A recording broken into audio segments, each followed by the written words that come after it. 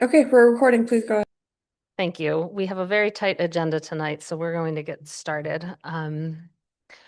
Good evening. Seeing a presence of a quorum, I am calling the February 9th, 2026 special meeting of the Town Council to order at 6:31 p.m. We're working on a reverb issue here for a second. Please be advised that this meeting is being held in person and that the remote access option for members of the public is provided as a courtesy only. In the event of technology issues with the remote connection, the meeting will continue in person as scheduled as long as there is a quorum of the council present in the town room or through technological means. Chapter 2 of the Acts of 2025 extended through June 30, 2027, the ability of public bodies to meet without a quorum of the council physically present in a meeting location. Although we have all 13 counselors here in the town room tonight. The meeting is being recorded and is accessible in real time via Zoom, phone, and as a live broadcast on Amherst Media Channel 9 and at amherstmedia.org. At this time, I'm going to call upon each counselor by the name they have indicated that they would like to be addressed. This will indicate that we can hear you and you can hear us. And I'm just going to go around the dais right now. So Anna Devlin Gauthier. I was just saying how I liked being in the middle. Present. Sam McLeod. Present. Kathy Shane. Here. Pam Rooney. Here. Jennifer Taub. Here. Counselor Walker. Here. Mandy Jo Haneke is present. Counselor Brevik. Here. Counselor Lord. Present. Counselor Cano Martin. Lynn Griesemer. Present. Counselor Ryan. Present. Andy Churchill. Present. That is all the counselors present. We also have, and I'm going to check on our Charter Review Committee members, and we have two of our town attorneys here, Lauren Goldberg and Devin Braun, and they are in the town room with us. We have, I believe, 3 Charter Review Committee members that have not already been said present, which is Andy Churchill. So we're going to start with Meg Gage. And please use your mic when you do that so everyone can hear. Oops. Present. Thank you. And we have Bernie Kubiak. Present. And Dr. Marcus Smith. Present. And Erica Mijlin. Present. Okay. That is all I see. Did I miss any Charter Review Committee members? I don't believe so. I'm expecting more, so as we get more, we will make sure they can hear and we can hear them. We are going to get right into this. This is our work session. The sole topic on the agenda is discussing the final report of the Charter Review Committee. I sent out a plan earlier. It is a very tight agenda for those in the public.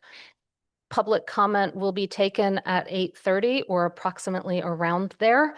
And it will be a 30-minute public comment period. And then we will move back on. Hopefully this will allow those members of the public to hear some of the discussion before public comment occurs. So with that, we're going to move right into the discussion on amendments. And we are taking these out of order because I did a questionnaire of the counselors, and this is given the responses to that, the order I think starts with the ones that might need the most discussion and move to the least. There are only 13 of the 22 items on the list tonight because there is not time to get to them all. If we are very succinct and get through pros, cons, Charter Review Committee questions, legal questions quicker than I have estimated for each of these, we will move forward through some of them and maybe have more time at the end for beyond the charter questions and questions regarding adoption and processes for all of that. So we're going to get started right away. Athena, could you put up the numbers 17 and 18 of the document? It should be the first page of the document I sent you today. And how we're going to run each of this is if there was an amendment that I was aware of from a counselor, we'll start with those just so people can see right away what counselors are thinking so that any pros and cons can be discussed as a whole. I received some from KP Law, mentioned some in their memo, so those are on there too. And I sent some in and Andy Churchill sent some in, and I think that's all. And then we're going to, I have notes on who wanted to hear about what. So we will move to some of those with a brief for those that didn't necessarily have a legal question. A brief if there are any legal questions at the beginning for our attorneys that are here. So the first two we're taking sort of together for 30 minutes is the budget items. The budget forums, the budget publication, they are 17 and 18 together.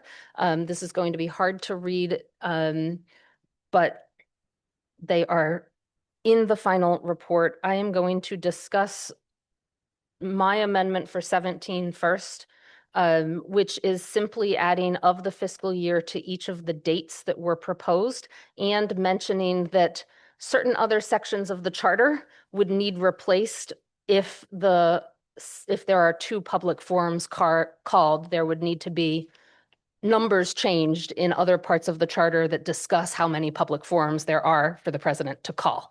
So it's to clear up that our fiscal year starts July 1, and we've been holding a public forum in November. And so my attempt at this amendment is to say that November 1 would still comply with the charter if we did that, and then March 1 of the fiscal year. So that is my potential proposal for amending the language that the Charter Review Committee proposed. Are there any legal questions for our staff regarding either 17? We'll start with 17. For number 17, which was adding a second, briefly, it was adding a second public forum and changing the dates of when each of them had to have.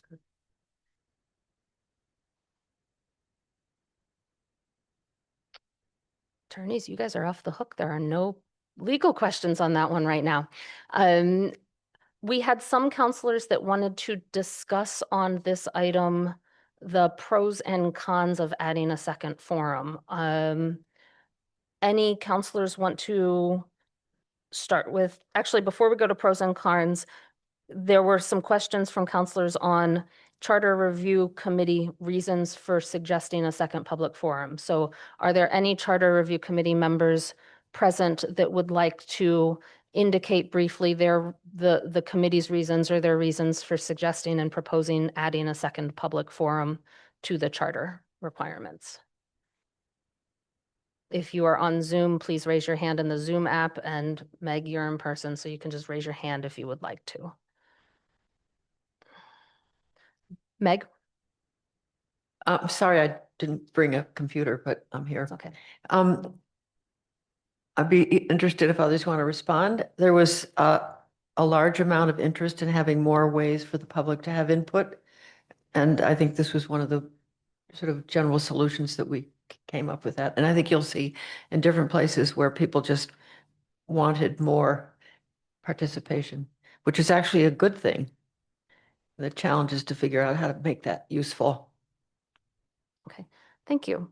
Pros and cons. Any counselors? Oh, Kathy. Oh.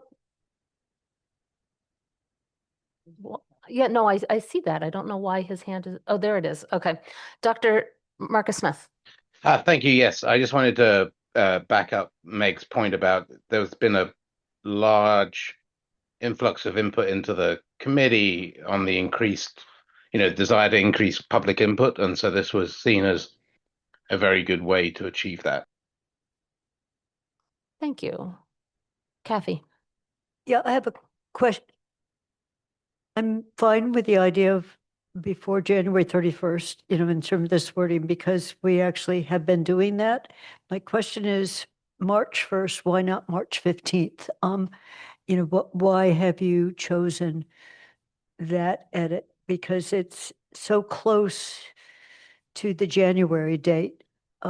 This year we're potentially getting some revisions, and I'm not sure we'll have all the revisions to the forecast, Mandy. So potentially March 1st is too early. So that's my only comment, that I think the 15th is a better target. I mean, if we could do it by March 1st, fine. So that's just my comment on this. Thank you. Bernie Kubiak, do you have a response to that question? March 15th is the Ides of March So we thought it best to avoid that. But frankly, it doesn't matter if if it's a March 1st or March 15th date. I think, as my colleagues have pointed out, we had a consistent drumbeat, if you will, of from people that they would like to have more information about how things are going. They would like to have an additional opportunity to speak to issues that they believe are important. And this was just simply a way to accommodate it. Thank you. Pam Rooney. Thanks. I understand the interest in more public input. My only, pros and cons question would be, is that date appropriate? And is the material ready at that time? Or is that a real imposition to try to squeeze that in? Maybe the 15th is better. So I'd like to hear from somebody from the finance or from the town manager if the timing of that second meeting and where that falls. Thank you. Paul? Sure. So I think the budget isn't fully formed until May 1st. So whatever date you put we'll give you the information, we'll provide the information that we have that's current as of that moment. At that point, the school committee and library trustees will not have voted on the budget at that point in time. So it's a good opportunity for them to hear as well. Paul did say it would be a good opportunity because they won't have voted on the budget. Andy Churchill. Yeah, this and also the the subsequent number 18 requiring a draft municipal budget by April 1st. These were both seen as we heard from people concerned about the schools that they felt like the budget discussions were happening either too early or too late for them to have an opportunity to have input in the process. That if it was much later than this, that they would be told that, it's you should have come to us sooner. So this was a sense to have sort of a midpoint of the effort so that people could understand where things were headed and be able to comment on that before it was sealed in stone. Thank you. Anna. Mine is a nitpicky secondary thing that I am realizing now, and I should have realized before, and I would be remiss not to say it, and I'm sorry in advance. Stylistically, when we look at these, stylistically, I'm used to having to spell out every number if it's less than 10, unless it's referring to a date or a charter section. And in here it says call at least one additional with the numeral. Is there a reason why we are not spelling it out? The current charter, Yep. as adopted, Mhm. spells out no numerals at all. Right. I'm just going to name that I hate that and would like to change that deeply. But that was a consistency thing of it already does not spell any out. So if you started spelling them out in just this amendment, you'd then have inconsistent language style. I hear you.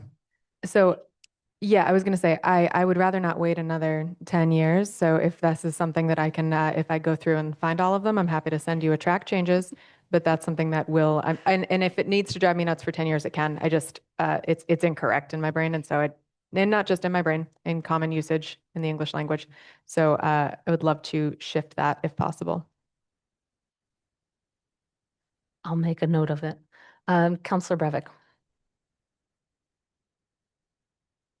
Also sort of a minor thing, but I just wanted to call attention to the note in the KP Law report that mentions that this sort of a deadline, I think in this one and in 18 would be directory rather than mandatory. So in discussing the specific dates, it sounds like if there were to be some circumstances that would make us, have it make sense to be on a different date, that would be okay. And I'm also kind of wondering in general if there's any, like if we want to change the language to avoid things getting kicked back like that. So if there's something we could, I don't know, I guess I don't know if that would delay the process or if it makes sense where KP Law has noted things like that, if we want to preempt judgments like that and change the wording a little bit. I believe that was a question to the attorneys. is there a way to make those dates more mandatory instead of directory? Well, past- sorry. sorry. I think it makes sense that they're directory. I think that's a good thing. I guess I'm just wondering if we should adjust the language in any way to state that more clearly. Thank you. Madam Chair, there are some, and I think we did note that there are some charters that include dates like this, that don't include dates like this. Instead, they require the establishment of a budget schedule, and they have certain requirements in that budget schedule. So we want to see 2 public hearings. We want a draft budget by, no later than whatever the date one date might be. But to allow a little bit more flexibility from year to year based upon, as the town manager just indicated, sometimes the information from the state isn't available on time. And so incorporating dates in a charter does create that situation where you can't necessarily comply with the dates that are specified, and that can raise issues from the public. So whether to kind of look at this holistically and say, what are the items we would want in a budget schedule, and having a provision that said the town manager shall establish a budget schedule no later than X date with the following milestones, something like that. That would be a different way to approach it. Thank you.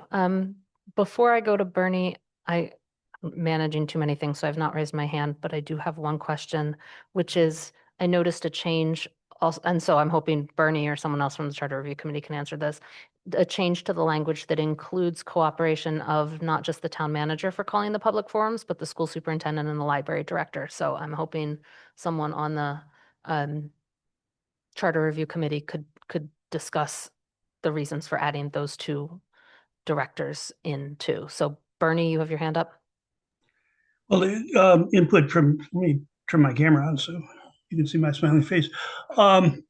Input from the school committee, and by that we're referring to the Town of Amherst School Committee. You have to keep in mind that we have 2 school committees, one regional school and one the town committee.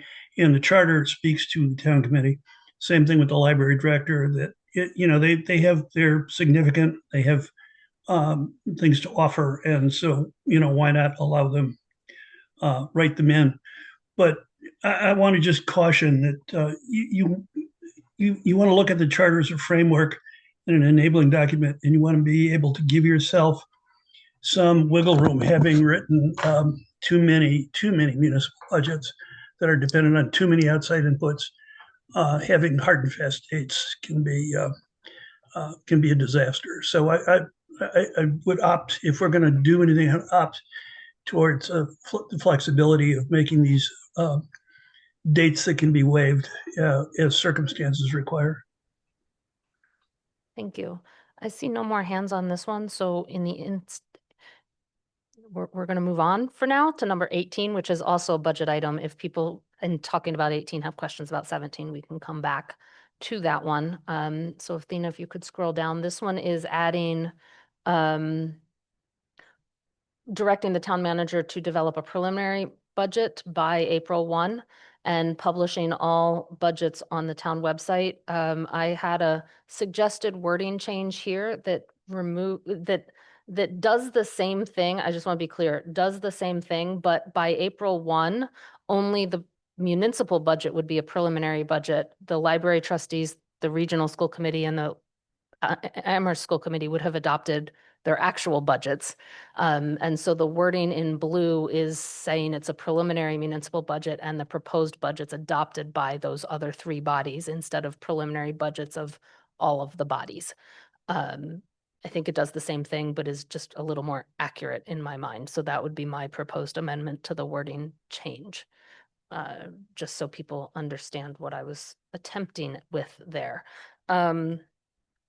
For this one, in terms of publishing preliminary budgets and all, there was potential questions that they wanted to hear legal reviews or legal opinions about. I don't know if your memo answered those questions or not. So I'm gonna turn first to our attorneys to talk about any legal concerns with this one about publishing preliminary budgets that are proposed.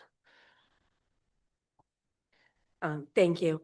So this was essentially really the same issue of putting a particular date in the charter by which a budget would need to be prepared, recognizing that flexibility is likely needed based upon when that information is available from the state and related matters. Okay, thank you. There were questions, apparently, a potential desire to hear from the Charter Review Committee on their reasons for this one. So do any members of the Charter Review Committee want to talk about their reasons? Andy has his hand raised. Yeah, this one was seen as, there was some question, again, it was seen as providing parity between the school budget, the library budget, and the municipal budget, and it works both ways in that, seeing where, if there are sacrifices just being made, seeing where those are happening across all three areas of the budget was seen as being beneficial for all sides. So there was some concern that the school budget in particular was showing great amounts of sacrifice, and yet the municipal budget was not, and whether or not that was a matter of perception or reality, to have them all sort of have a level playing field seemed like it was suggested by some school supporters that this would be helpful. Thank you. One counselor wanted to hear from staff. I think that was Pam.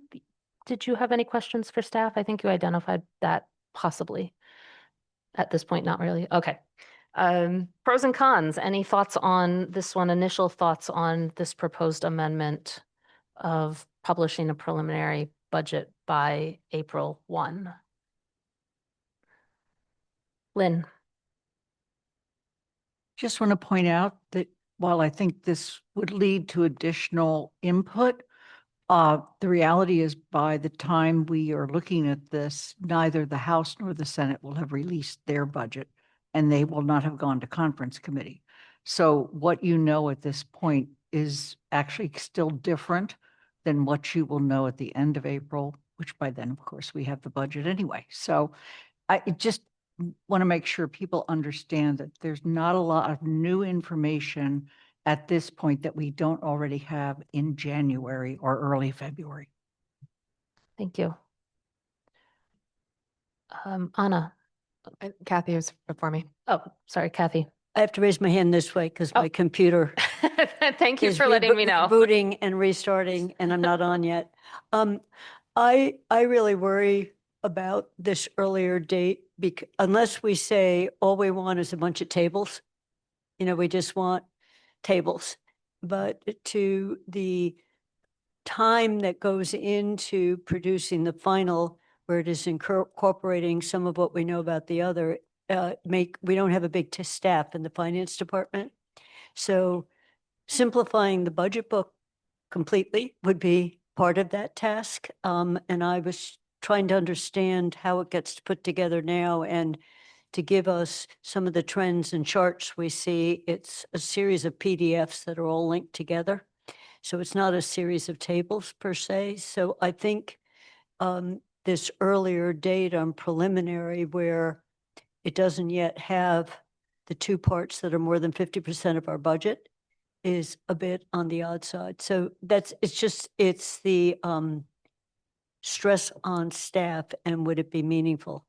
So to the extent the municipal budget is freestanding compared to everything else, but we may want it to be interactive. So I'm just worried about May 1st already seems to be a struggle, and doing it in a preliminary way a month before seems to be doing it twice.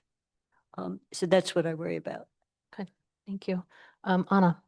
So I'm looking at this, and I agree with Kathy. I don't think it's actually helpful for us to get a full budget book by April 1st. I don't think that that's the helpful piece of it that we need. However, we are also in our financial guidelines asking for the town manager to give us an update on the budget forecast and an estimate of additional operating support necessary for each major functional area, basically a level services budget.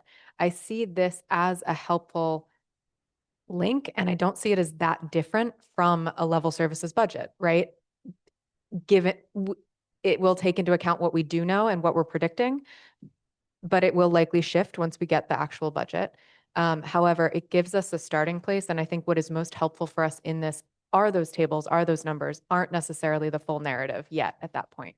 The budget book is beautiful and great, and I fully support the budget book itself when it comes out with the budget. I think that maybe it's about us clarifying what we mean by preliminary. But between the February 15th and now April 1st, it feels like it's kind of feeding in, which is where my concern for staff time does come. But I don't think that this is a bad method for us to continue that conversation a bit more thoroughly throughout the spring. Counselor Brevic. Yeah, forgive me. It just feels like this level of detail isn't maybe in the spirit of what the charter is intended to provide. And I think that this is a great conversation and super important. And I wonder if, as Lauren suggested, as we talked about with 17, I think also applies here, that if we set a date or a requirement for the town manager to present a timeline for the budget as well as for the public forums, we could have, and if we added a requirement that that is approved by the council, it would give the council an opportunity to discuss this annually, as opposed to setting something in stone right now that we now ideally won't have. I mean, we don't want to have to go back and change this for 10 years. So that's my 2 cents. I raised my hand, and Counselor Brevic, I was going to say the same thing, that I'm wondering if this should be more of a rules of procedure item and not a charter inclusion item. Food for thought. Lynn. Can we hear from the town managers to the reasonableness of this? Sure. Paul. Thank you. So the way the way the charter has established the budget process is that the 2 other entities that have a municipal budget, which are the elementary schools and the library, are provide those budgets to the town manager. The way our system is set up is the town manager is responsible for giving an overall budget to the town council that incorporates all the budgets, municipal, all 3. There's not a decision point for anybody other than the school committee and the library trustees, which they have to make their decision by April 1. So the town manager has a month to pull together an entire comprehensive budget for the entire town. So I think that the logic of the charter is that it's the town manager's responsibility to give you a balanced budget, not 3 competing budgets that you then, that's not what's in the charter. It's not what's allowed. I have to give you a balanced budget. So I think the reason that there are different deadlines for those budgets is to have the manager, these deadlines are in advance, or to provide the information to the manager so the manager can present you with a budget on May 1st. So in some ways, it's sort of like, I'm not sure what the preliminary municipal budget would do other than, I don't know what the unintended consequence of that would be without thinking a little more deeper about it. Thank you, Paul. Before I recognize the next counselor, I want to welcome Julian Hines to the town room. Where's that? Hi. So you don't have to kiss it. I should have not. Hi. Thank you. Apologies for being late. I was driving back from Worcester, but I'm here and happy to answer any questions. Thank you. Thank you. Pam. Thank you. I was actually going to say something similar. Is this the right place in the charter? And so then my point of order is, I'm not sure we discuss everything tonight and then next meeting, we actually vote on each of these items? I mean, do we come to that meeting, do we come with every single proposal and amendment that we want to bring to the table then? Is that? I'll tell me. try to answer that. At some point, in March, we need to vote on every proposal, but that vote can look different for each proposal. And so tonight, I'm actually going to, for some of these proposals, I had grouped 17 and 18 together. So I'm going to do a sense of the council poll now. It is not binding. Well, at the end of each discussion of each item, a sense of the council poll, not binding, to help me as we plan the March meetings of where might this vote go? Is this going one way or another? It's also going to help me talk to our attorneys later on language we might need for the specific votes, if it's looking like it's going to pass, or if it's looking like it's going to be amended, or this to make those votes go smoother. We can't take any formal votes tonight. Those votes will be in March, but we can, under our rules, do sense of the council straw polls. And so that's what I'm hoping to do to get us so that we've got an idea of where we might go with each of these. I hope that answers that question. We are just about out of time for this one. So quick, I'm going to move to Councillor Cano Martin first with a hand raised there. Yeah, I mean, I feel like, Paul, when you just spoke, that kind of like made something click in my mind of like in May, you're trying to present a balanced budget, right? And so the library has its budget, the school committee has its budget. And so in that sense, it actually does feel very useful to see a preliminary town budget to like get the full picture, because I feel like, that's something that I've definitely been interested in and looking for, so that the council itself can have a sense of like, sort of like what everything looks like at a level services before we then make decisions, about prioritize this or prioritize that, or where should we be cutting from. So I don't know if we need to have an exact date attached to that, but I feel like it's really important. Thank you. Two quick comments from Bernie first, and then Andy Churchill. Bernie.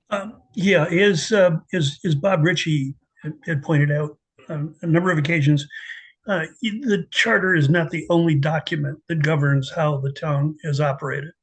And I think it's important, and some of the councils have raised this, I think it's important that as the council falls through and discusses each of these items, whether as a whole or in committee, that you look and ask the question, is there another way we can do this? Do we really need to put this into the charter and make it that formal? The committee was operating on the basis of these are changes we think we can make to the charter, but that doesn't mean, and it doesn't preclude changes happening in other places, whether that's the council's rules of procedure, whether that's a policy document. Just to keep in mind that simplicity and flexibility are valuable in trying to manage this. I'd also argue, as I have in the past, that the town hall is understaffed. We're under-resourced, and each one of these changes in the charter does put more pressure in some way, manner, or form on the staff. So that has to be balanced out as well in an overall discussion. And I thank the councilors for their sensitivity towards workloads. Thank you, Andy. Just an answer to what does this accomplish that Paul was asking. I think it was a recognition that there's been concern about, and lack of understanding from people concerned about the schools and people concerned about municipal services, about how exactly are decisions being made about what's being cut where. And so from the school side, there was a sense that the town manager has a responsibility for the overall budget, but they didn't see what was happening in the municipal budget, and that's a specific role.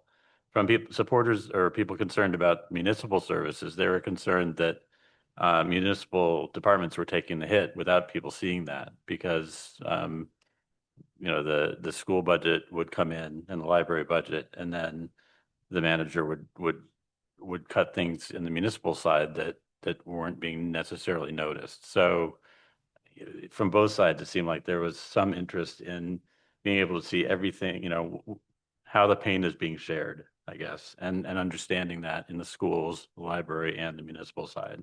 And the manager has a tough job to come up with the comprehensive budget, which includes all of those, but is also the only one really looking out for the municipal side. So that creates suspicion on one side and danger of overcutting on the other side. So this was a chance to, or an attempt to have a level playing field.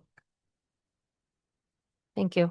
We're going to take a sense of the council poll on starting with number 17, which was the 2 public forums. And again, this is just sense of the council. It is not binding on anyone who raises their hand for any of these options. It's more of an attempt for me to figure out running of the next meetings and schedulings of the next meetings. And there's going to be, for each one, there might be 2 or 3 or 4 options. There's a support in the charter option, an oppose in the charter option, but support somewhere else. Maybe it's a rule of procedure, maybe it's something else, but not necessarily in the charter. There's a oppose at all option. If there's others and you want another one, please let me know as I take these. Those are the 3 I will tend to do. The amendments that are on the board that I proposed don't change the meaning of any of it, so I'm not going to seek a support the amendment or not at this point, versus if we see amendments later on that would really affect various things, and then I might do that. So for number 17, which is the number of budget forums, if you at this point are inclined to support putting that in the charter, please raise your hand. No, we're all in person, so we're going to raise our hand in person, and I'm going to read out names so Athena can keep track. Point of order.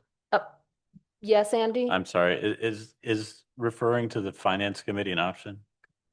That would, I believe, be an option under our charter. We have to act, so refer for further study would be an option. So if that's an option people want or another option, I will add that one on. So at this point, inclined to move to support it in the charter. We've got Churchill, Cano, Martin, Lord, and Breivik, and Walker. Oppose putting in the charter, but support putting it in some other location. Devlin, Gauthier, McLeod, Shane, Rooney, Taub, Haneke, Griesemer, and Ryan. That's all 13, so I'm stopping there.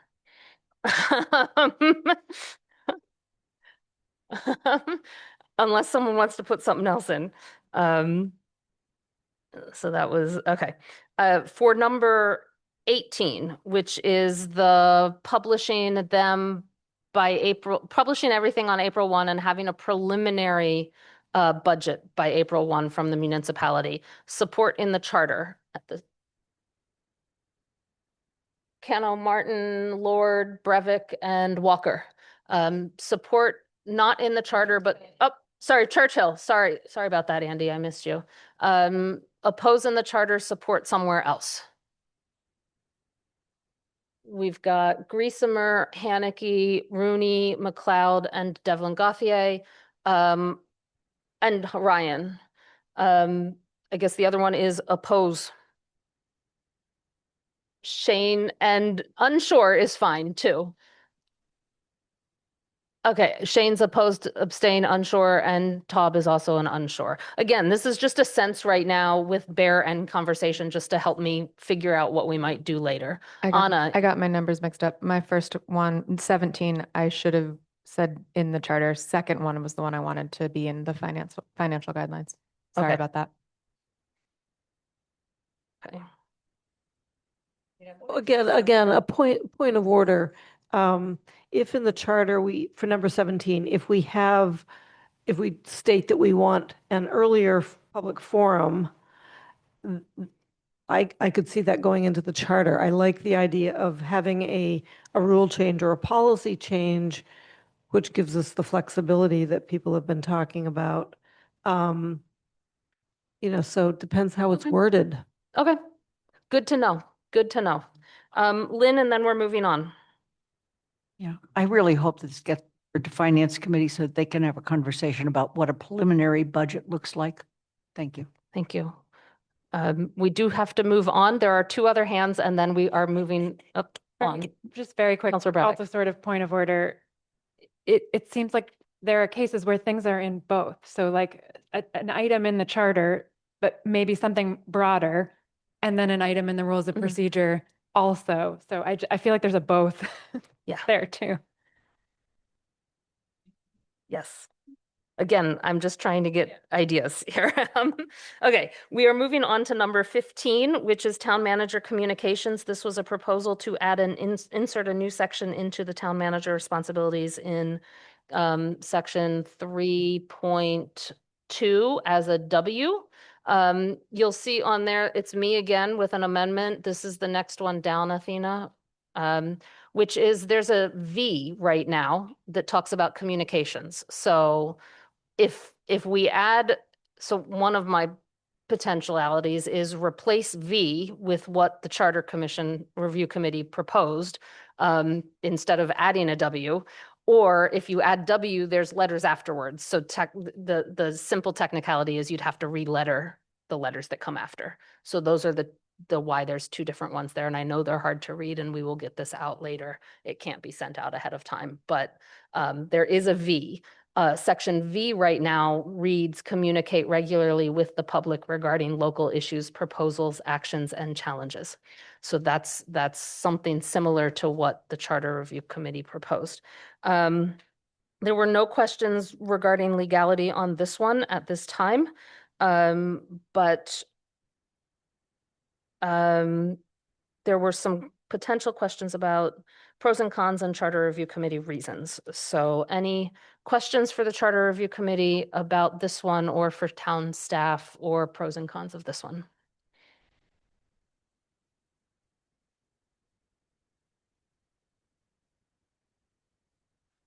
We might save 20 minutes if we've got no questions about this. There is a hand. Oh, Sam McLeod. Sam. You did say pros and cons, so is this something that might be able to just be in town manager goals? So the question was, is this something that It's not could a be in question. town manager goals versus putting it here? Is that sort of your statement? It's not really a question. Correct. Yeah, okay. Pam Rooney.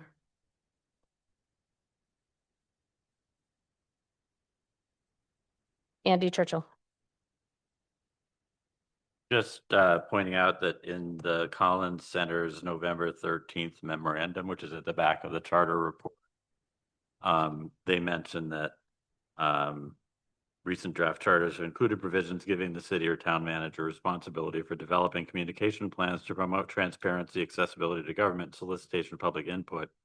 And the language that was put in here is draft language adapted from the Watertown Charter that they said the committee could consider as a starting point to add to the manager's list of responsibilities. So a lot of these, I think, are things that the manager is already doing and probably expected to do, but it does, put a little bit of emphasis on communication and that's why it was included here. Kathy? I actually like the current wording in V, which is communicate regularly, because I think if we get too specific, so I looked on the website, is kept up to date, soliciting recommendations, etc. We're getting, in my view, too micromanaging in the charter. I do think as a town manager goal, if we think there's a flaw in the website, we should highlight it. Because redesigning websites is no small task. It's a lot of staff. So if I read this the other way, we have a website. He does regularly do this. He's doing all of this. It's not that I don't think doing better should be an aspiration. So that's why I prefer the current charter language, which is about as general as you could possibly get, which is communicate regularly. And the only thing I could see is maybe communicate regularly in all available ways or something like that. So we're not just saying talk to people. But I prefer less specificity in a guiding document. And if we think something's not going well, pick it up in goals. Thank you. My hand is next, I believe, and I just wanted to say I'm concerned with the wording of via all available media avenues in today's day and age. That is, I don't think in a charter, how do you fulfill that? And how do you say everything because there's so much. So that's one concern I have with the language. Counselor Brevik. I just wanted to offer, in terms of the website, I feel like one of the most important things in here is making sure that minutes are updated on the website, packets are on, like, I feel like I've heard from the public frustration when it's not as much the website from a web design perspective, but the website from the perspective of that is the place where the public accesses public information. And so I do support including that as a requirement in the charter. Thank you. Counselor Ryan. So this is, I think, an important responsibility for the manager. And I like actually the fact that it lays out a number of options. I think the legal review points out that this is not something that can really be quote unquote enforced. But I think it's more something that we would be commenting on in our review of the manager's work. But this gives a fairly, broad, but I think helpful picture of what we have in mind. And so I'm kind of leaning to keeping this as it is, and giving the manager a sense and us a sense of the kinds of things that we expect in this very important role of communicating with the public. Jennifer Taub. Yeah, I agree with Councilor Brevik that with the website, that the website is kind of the portal or the way in which many people in town access information about what's happening in town. And I personally often go to the website to look up information I know is there and I can't find it. And I feel like if I can't find it, it must be really hard for residents who don't normally go to the website. So I think that is very important and should be the website, making it user-friendly and up-to-date should be in the charter. Thank you. Andy, your hand is still raised? Meg, you wanted to say something?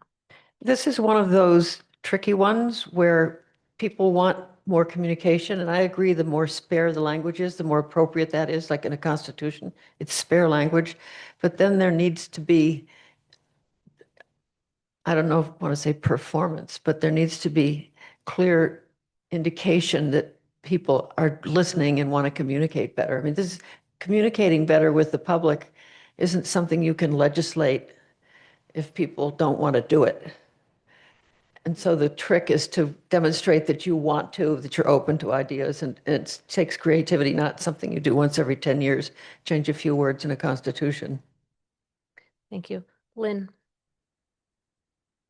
I want to echo the concern about all media outlets. There's some, frankly, I hope we're never on.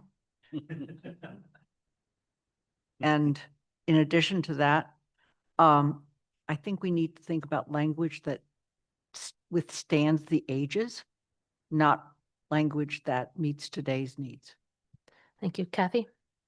Just want to come back to what Councilor Brevik and then Jennifer echoed. The keeping the website up to date, I definitely would put in somewhere. It's not just that it's up to date, it's hard to navigate.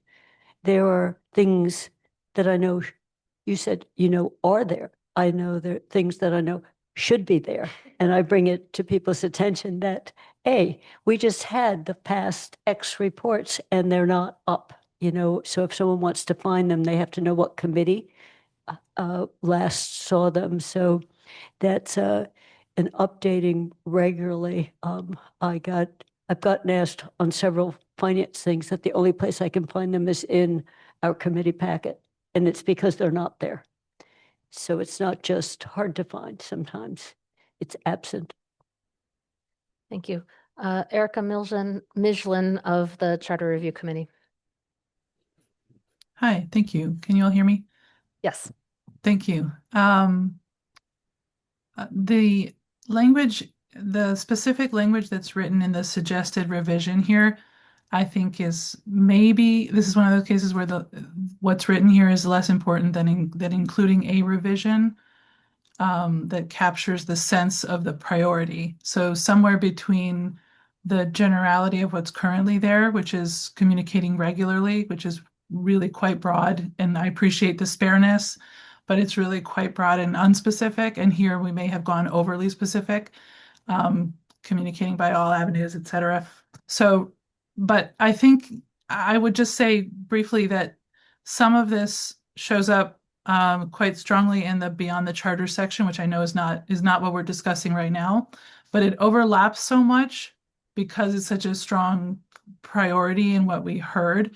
And in whatever way that this can be written with some specificity, just elevates its priority as a regular function, which can't be decided by like one debate over one question in one evening, but it elevates it as a priority for perhaps developing a communications strategy or a cadence or a sort of pattern, venues, et cetera. Like all of that could be fleshed out, but including it in a line, whether it's W or whatever, in the list of responsibilities gives it a higher sense of priority than I think it currently has.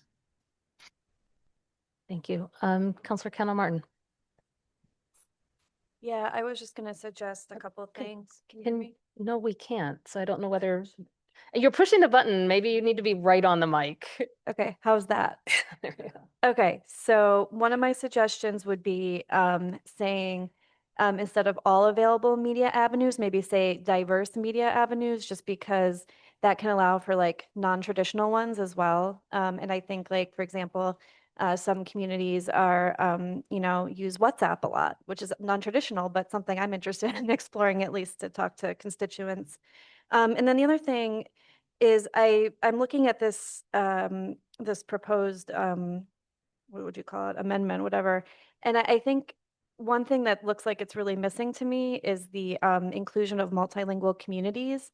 And I wouldn't want to put anything in the charter that says we're mandating, a certain amount of translation and interpretation that we're not quite ready for. But I would like to see with consideration to our multilingual communities of the town, because that's something that's going to be important now and 10 years from now, as our population grows and changes. And I think we should be looking to increase the amount of languages that we communicate in with our residents. Thank you. Anna. I'm going back and forth on what is appropriate in the charter for describing the town manager's role, which is what this is, and what is more appropriate for the town manager goals. And so I think, Amber, your example for me is a key element that feels appropriate for the goals because it's a new initiative. And I struggle because then we're still 10 years out from editing it again, right? And so I'm wavering on this, but I do think that as we look at this, the more general the language, the better. And at first I was like, this shouldn't be in the charter, this should be in the job description, but I am thinking about our new town manager evaluation process where we pull from the charter as well, which I helped to create, so that's on me. But I think that the more broad we can be in the charter, it needs to be corroborated with specific goals. For example, if we are expecting a specific entry point into multilingual copies of meeting postings and agendas and such, that should be in the goals because we expect it to be done within that year and then continued. I think that the charter language should stay much more broad. And I appreciate that other communities like Watertown included this language or language similar, but I think it is still very specific. And it definitely reads as part of the town manager's job description, but I do think the more broad we can be, the better, so that we're not accidentally walking into charter violations left and right because we didn't do something small. That's not to say it doesn't matter, but that's where I'm wrestling with this a little bit, is I would like this to be broader and for the goals to be very specific. I don't want it to get lost.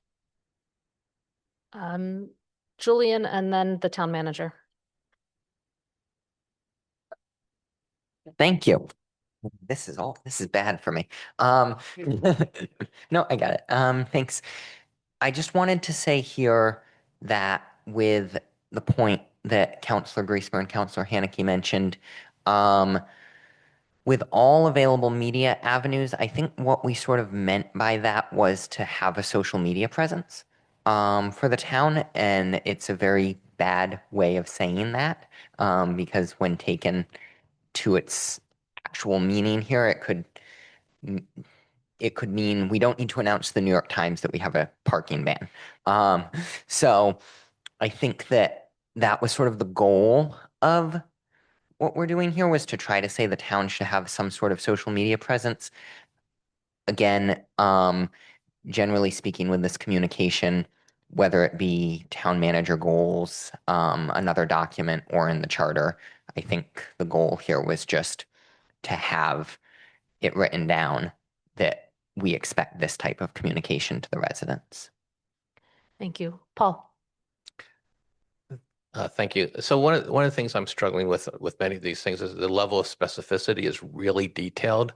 And when I think of the charter, I think of it as our constitution, and it's usually you have sort of broad themes and you have specific things that you're trying to identify.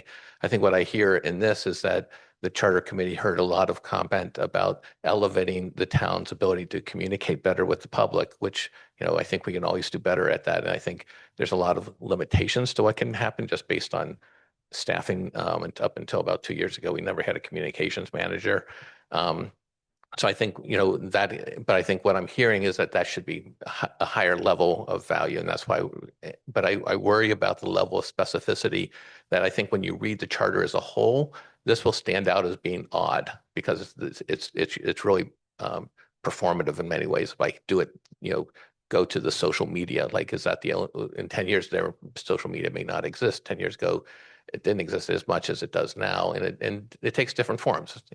So I think that's the concern I have, is that the level of specificity on these things. I think, and maybe the town attorney can weigh in terms of what is the goal of a charter versus the goal of a job description or performance or goals for the town manager. Thank you. Councillor Brevik, and then we'll come to the town attorney. Oh, Councillor Brevik, cedes to you for now. Okay, certainly. Thank you. Listening to this conversation, this is exactly kind of the way that you think about a charter. How specific should it be? Does it make sense for it to kind of drill down to specific actions, or should it be from a higher level, more general, to identify priorities and matters that deserve attention? And I think, our comment on this, which is that it would be difficult to enforce, in quotes, was really getting at this issue, which is that it's very hard to measure what's being requested, in that it's using words that aren't defined, and it's creating an obligation on the town manager, for the town manager, to achieve this kind of unknowable thing. I certainly do agree that communication has very much, moved up in the hierarchy of government over the past, 10 years, even over the past 2 years. So I think there's probably a way to say something here that does recognize that, but that isn't as specific as this is. And, if after you all have had a chance to think about it, if you wanted us to try and come up with something, we certainly would be happy to do that. Thank you. Councillor Brevik. Yeah, I wonder if one possible route is separating what we're mandated to communicate. So like there are certain things, like I said earlier, that we need to have out to the public, and maybe really focusing in the charter on assigning responsibility for, that somebody is responsible for making sure that we are meeting the requirements of the state in terms of the public information that we're sharing. And then second, most important there then is that, and everybody can access it. So I think that we have it and we're doing what we need to do, but that we are assessing the population of the town and taking steps to ensure that the people of the town are getting this information in a way that they can access it. Thank you. Pam. Thanks. I'm looking at the example 3.2V, and to me that seems to cover the bases generally enough, except with additions of some of the things that I've heard tonight, which is develop a communication strategy using diverse media to regularly communicate, et cetera, to meet a multilingual community. And then, and that could be the charter element, and then the goals are, you know, this year you're going to do 3 outreaches or 3 forums or something, and that's very much a goal action. Thank you. We're going to take a sense of the council poll on this one before we move on. And given what I've heard, I'm going to start with, of the 3 options, these are different options than the last time, given what I've heard. Support something in the charter, but maybe that might amend the charter, but not necessarily this language. So something other than this specific language, support this specific language, or oppose changing the charter at all, sort of thing. So I'm starting with support a potential amendment to the charter, but with language, given the discussion we've had, that isn't necessarily this specific language. Kathy?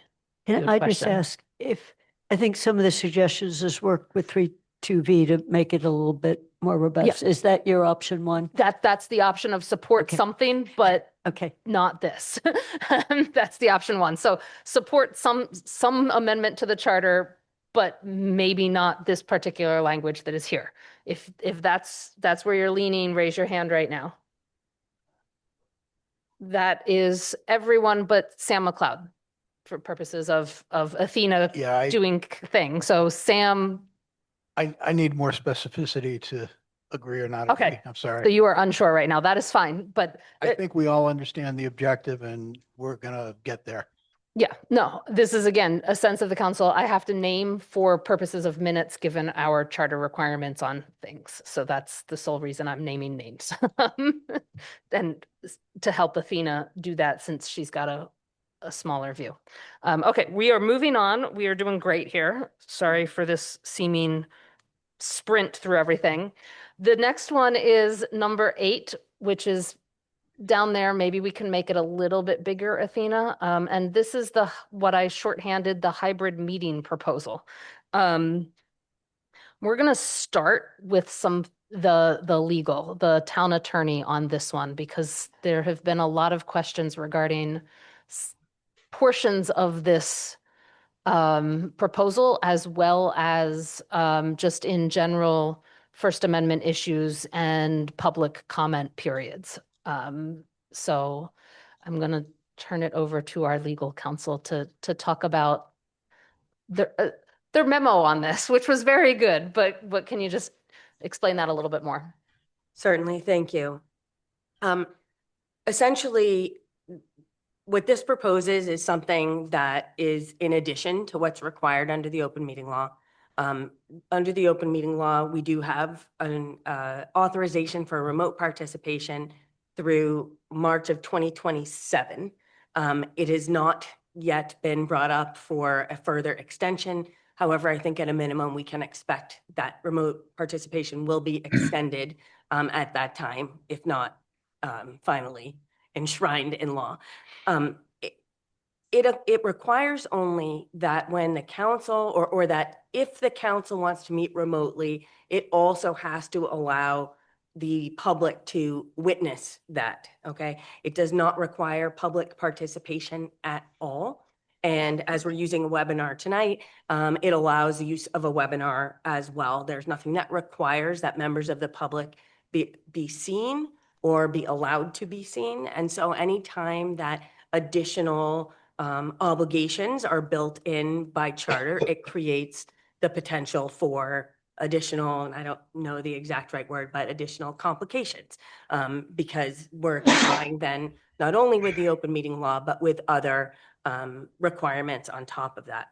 I do understand that there is, interest and value in having people see you when you speak, and I certainly understand that. I've been on as many Zooms as all of you, and so I do understand that, and it can be frustrating, I know, to members of the public at times when they're allowed to speak but not to be seen.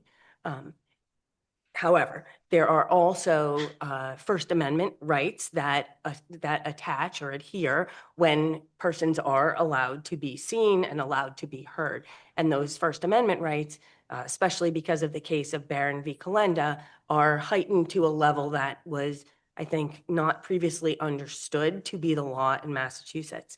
And that means that it's very difficult to control what people might show or what they might say, even when what they're showing or saying is offensive to the general public. And so by putting something like that, enshrining it into the charter, you're essentially buying a level of vigilance that's required for not just the town council president who's in charge of running a town council meeting, but for all your boards and committees. And, different chairs have different levels of experience with the public sector. And so therefore, it's not our job to make a policy decision for you. You guys get to decide what level of risk and what level of benefit you see from including something that would make that a requirement in Amherst. But it is our job to look at it from a risk level perspective. And so we do see that there's some risk for that because these are hard issues to navigate, especially in the hurly burly of a meeting. So that's essentially our comments. And we have seen municipalities throughout the state choose different levels of public engagement. And there's no one right or wrong way to handle it. So whatever way you handle it, obviously it will be, up to you. But if you do enshrine something like this into the charter, there will be, in my view, an education piece that will be needed for all chairs so that they don't inadvertently compromise someone's civil rights. Thank you. Dr. Marcus Smith, do you have a comment on the Charter Review Committee's deliberations on this? I do, thank you. Yes. Kind of getting to Council's point, this was added really to address a lot of input we had, or I should say, a lot of requests we had from the public that they know exactly who is in a meeting. We realized that was really an impossible task, given what the council's just been mentioning, but we tried to tread a thin line there. Now, this may have gone too far, and I can totally understand that. But the big thing to this was really just to say, hey, there are at least this many people in this meeting at this given point in time. Whether we wish to include the visible nature to the additional parts of this inclusion, that's up to you guys. But we were trying to walk that fine line between too much and not enough. So, Thank you. From the counselors, any comments, pros and cons? I've got Lynn. This is something that I and the chairs have struggled with for 7 years, and now we're struggling with it again. If you look on the screen right now and you go to the picture of the town room, you have no idea who's in the audience in the town room. Why is it you need to know who's on this Zoom? In addition to that, you have no idea who's watching on TV, and they're as equal a participant and can call in by phone. So in many ways, what I think of when I think of this issue is we've come to use Zoom, and now all of a sudden, because we've been in meetings or maybe even social gatherings using Zoom, we think that all Zoom meetings should be held in the same way. Right now, what we've been doing has provided some level of protection and at the same time, serious and complete access. And I hope we continue to have the hybrid meetings. Thank you. Thank you. Councilor Ryan. So again, this seems to fall into the category of really very specific. And one wonders why this should be in the charter. It should perhaps be a policy document or some other avenue, but it seems way too specific for the charter. I can see the reasoning behind why some of this should be done, but I think it doesn't belong in this document. Thank you. Pam Rooney. I appreciate the intent here. It does not feel like codifying it in the charter is appropriate, but it certainly is something I would support in some shape or form in our rules or policies. I I have lots of ideas of how some of this might be done. You could take snapshots of the attendees list. You could post that as part of a meeting. It could be on during the break. I think it's important to acknowledge how many people are there, just as we should also be able to acknowledge how many people are sitting in the town room at a certain time. Only 3 of them may speak, but there may be 25 people here. And I think that's appropriate to recognize. Anna, Devlin Coffey. So the part I struggle with is, I struggle with a lot of this part, just to be honest. I worry about the implications of allowing visuals, having been in several meetings that were Zoom bombed with visuals, and the damage that the harm that does to the people who are being attacked, and the limitations on the ability to remove those images during public comment, because it's public comment, and the definition of hate speech is so incredibly narrow that there are a lot of things that someone can put up on their screen that are deeply harmful and deeply offensive and not considered hate speech, and we would be violating their rights by removing it. And often those people do it intentionally to try to antagonize so that you do remove it and then they can sue you, right? Like this is unfortunately a tactic and a strategy, and we've seen it in our community with First Amendment audits. We know that this happens.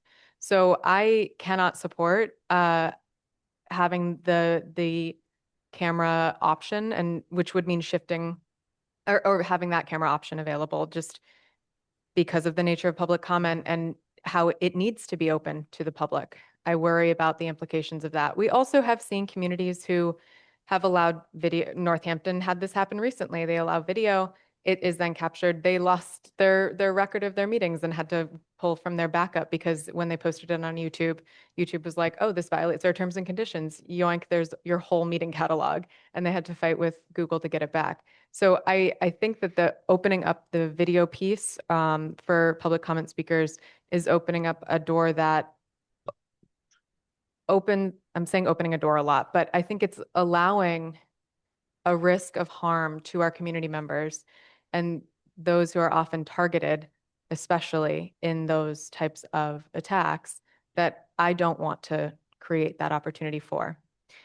My concern with the announcing how many people are attending isn't actually with the fact of doing it. That doesn't bother me. I don't think that that's a problem. My issue is that it's how many people are choosing to attend in that particular mode. And it's not actually, and I think this is what Lynn was trying to say, is it's not actually a snapshot of how many people are tuned into the meeting, because people can watch on Amherst Media or YouTube, and we don't have an attendee list. We only have a speakers list. So we don't, I guess maybe I'm the only one that's not counting how many people are in the audience, but we don't announce that either. We don't count and announce. So I think that what I'm trying to figure out here as I was wrestling with this is, what is the purpose? For what reason are we announcing the number of people? Is it to demonstrate care for an issue? And in that case, I would argue that the people who have the free time, who have the knowledge, who have the ability to show up to watch a long council meeting aren't probably the only people that care about that issue. So I want to be careful with how we quantify participation, because attending a meeting on Zoom or in person isn't the only way to participate. It is a one way, and it's absolutely an important way. But I worry with how we're passing our value and how we're placing our value on these different items. So I don't support this amendment. Thank you. Sam? Yes, our legal staff, Goldberg and Anna raised some interesting points regarding the issues related to videos on screen. I hadn't thought of that, but it is something we should consider, the risks affiliated with that. In terms of the benefits of this, though, for me, having watched a number of meetings, it's fairly standard to say, okay, who else is here? Who else is interested in this event?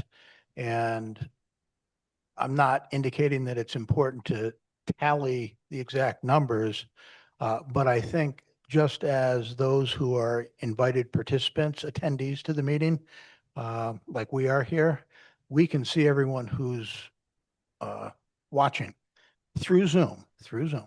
And I'm pretty certain that there's a large number of attendees in the community who might have an interest in knowing who else in the community is paying attention to this issue.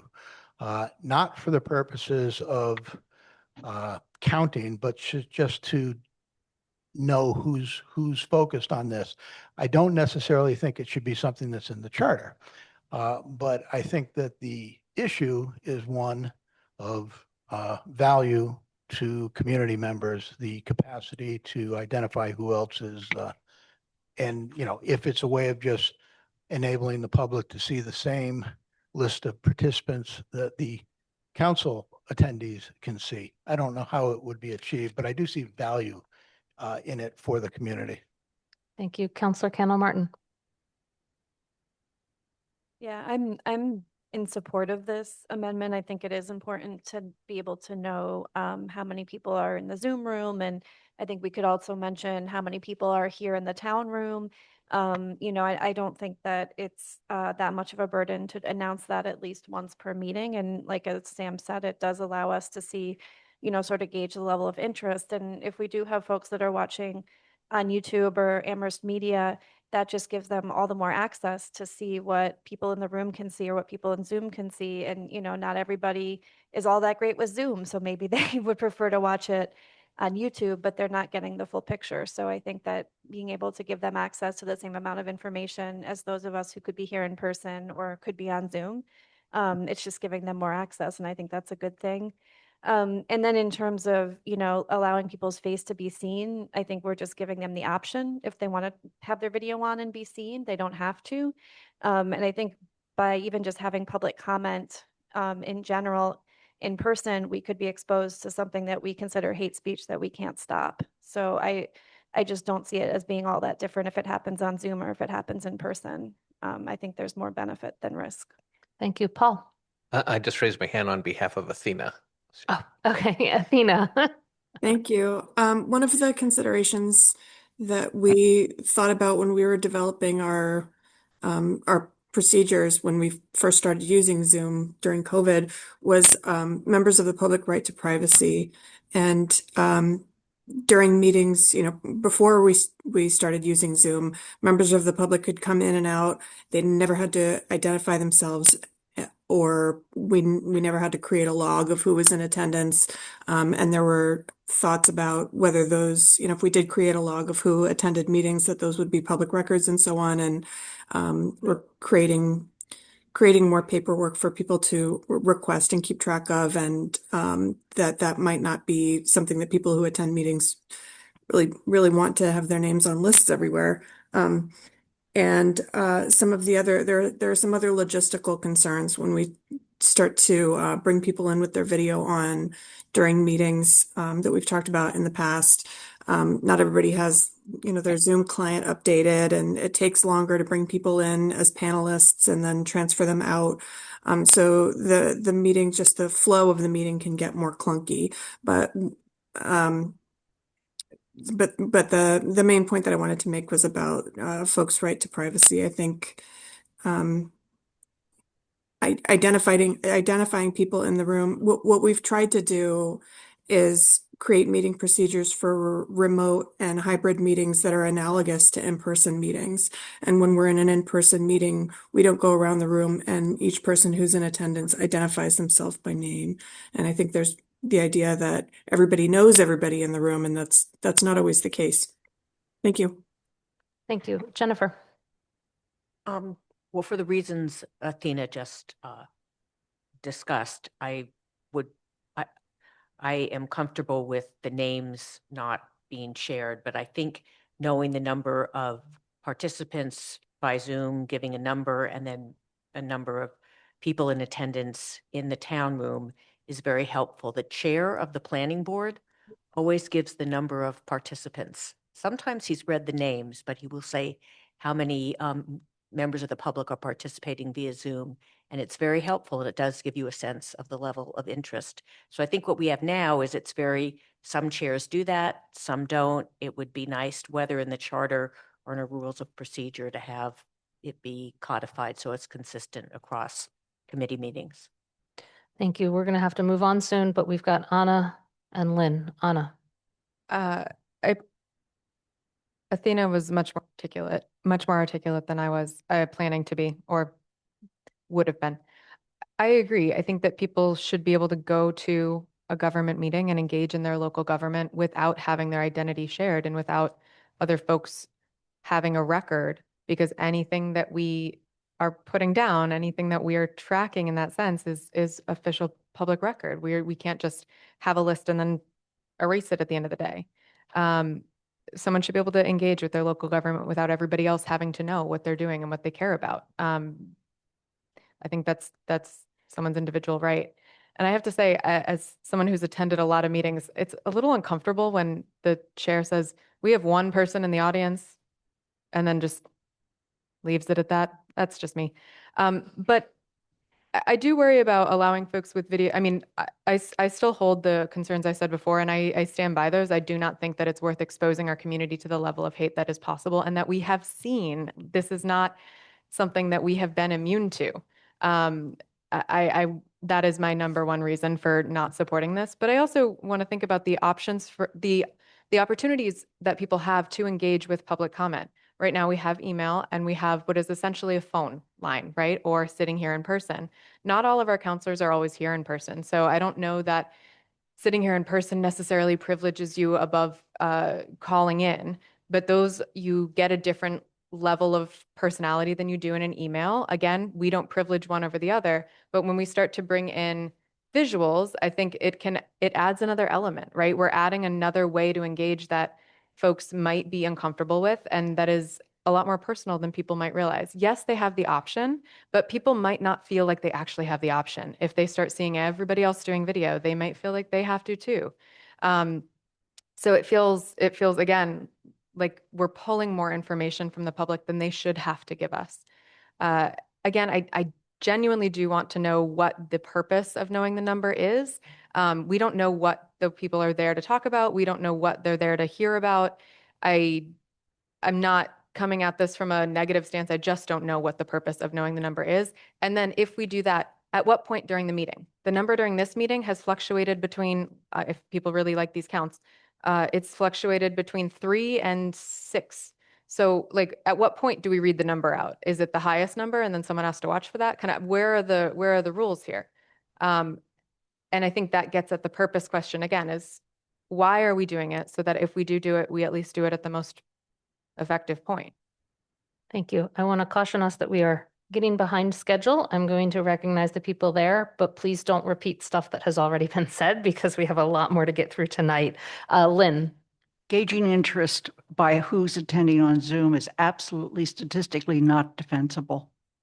If you want to gauge interest, look at the public comments we get, ask for the number of hits on our website to watch meetings afterwards, ask for the number of people who are watching us on TV, but just who's on Zoom tells us nothing. Councilor Breivik. Just a quick point of clarification. The amendment as written doesn't include anything about listing people's names. So folks who are commenting on that issue were commenting in regards to revisions to this that were brought up during this meeting. Is that correct? Correct. Yes, thank you. Sorry, I should have clarified. No, thank you. Sam. Thank you, Mandy. Athena raises a good point regarding privacy for those who don't want their names listed. I'm wondering if there's some technology that enables those who attend who wish to have their names shown exists, and the default would be they don't get shown. In terms of interest, I don't mean it, Lynn, in terms of gauging public support or not, as opposed to enabling those in the community to see who else is paying attention to a particular issue, because they may wish to contact those individuals separate from any council meeting. I see if the risk issues can be alleviated, I see it as a benefit to the community if the risk issues can be alleviated, and perhaps it would be just enabling those who choose to add their names if that for listing, if that's possible. Thank you. Erica Michelin. Thank you. I just wanted to encourage the council to consider putting aside the issues of kind of visual participation by members of the public or names, putting those issues aside for obvious potential risk and everything, just to consider that what we're hearing in very many ways is the experience of the public is of these sort of virtual sessions is rather opaque. In other words, participating is a one-way street, or joining is a one-way street. It is impossible to really see exactly what parts of it's wonderful that the virtual participation exists, but it is opaque in the sense of who else is here with me, or in what kind of group am I? And so to the question of what is the purpose of stating a number, it is just consider that it's just a fact of the part of the meeting. It's sort of like, what time does it start and what is the agenda? It's just a fact of the existence of the meeting and who's in not a list of names, but a number of participants is just a fact of participation that changes the nature of the sort of sitting in the dark feeling of the public trying to join a session that can't necessarily be in person. Thank you. We're going to move to a sense of the council. I've heard a couple of things. So there's going to be for this one about 4 options as well as the not sure option. It is support as written, support but somewhere else. So that's the maybe do this in like the rules or something. Support only a portion of this. I've heard a lot about something about maybe the number, but not the base part, the offer the opportunity to be visible. So that would be the sort of support a portion of this, and oppose. So we're going to start with support as proposed. We've got Cano Martin. Support a portion of what has been proposed in the charter. We've got Devlin Gauthier, Taub, Walker, Brevik, and Churchill. And Rooney. I think that was 5. 1, 2, 3, 4, 5, 6. Okay. Support, but somewhere else, not in the charter. We've got Griesemer, Ryan, Shane, and McLeod. It's 4. Okay. Mandy, can I just ask, the somewhere else is also revised wording, right?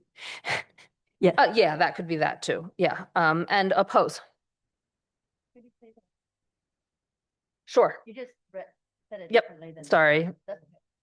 And I'm. And Haneke is an oppose at this point. So 7 for Lord. Lord goes to support a portion of it. Okay, we are moving on to number 4, term limits.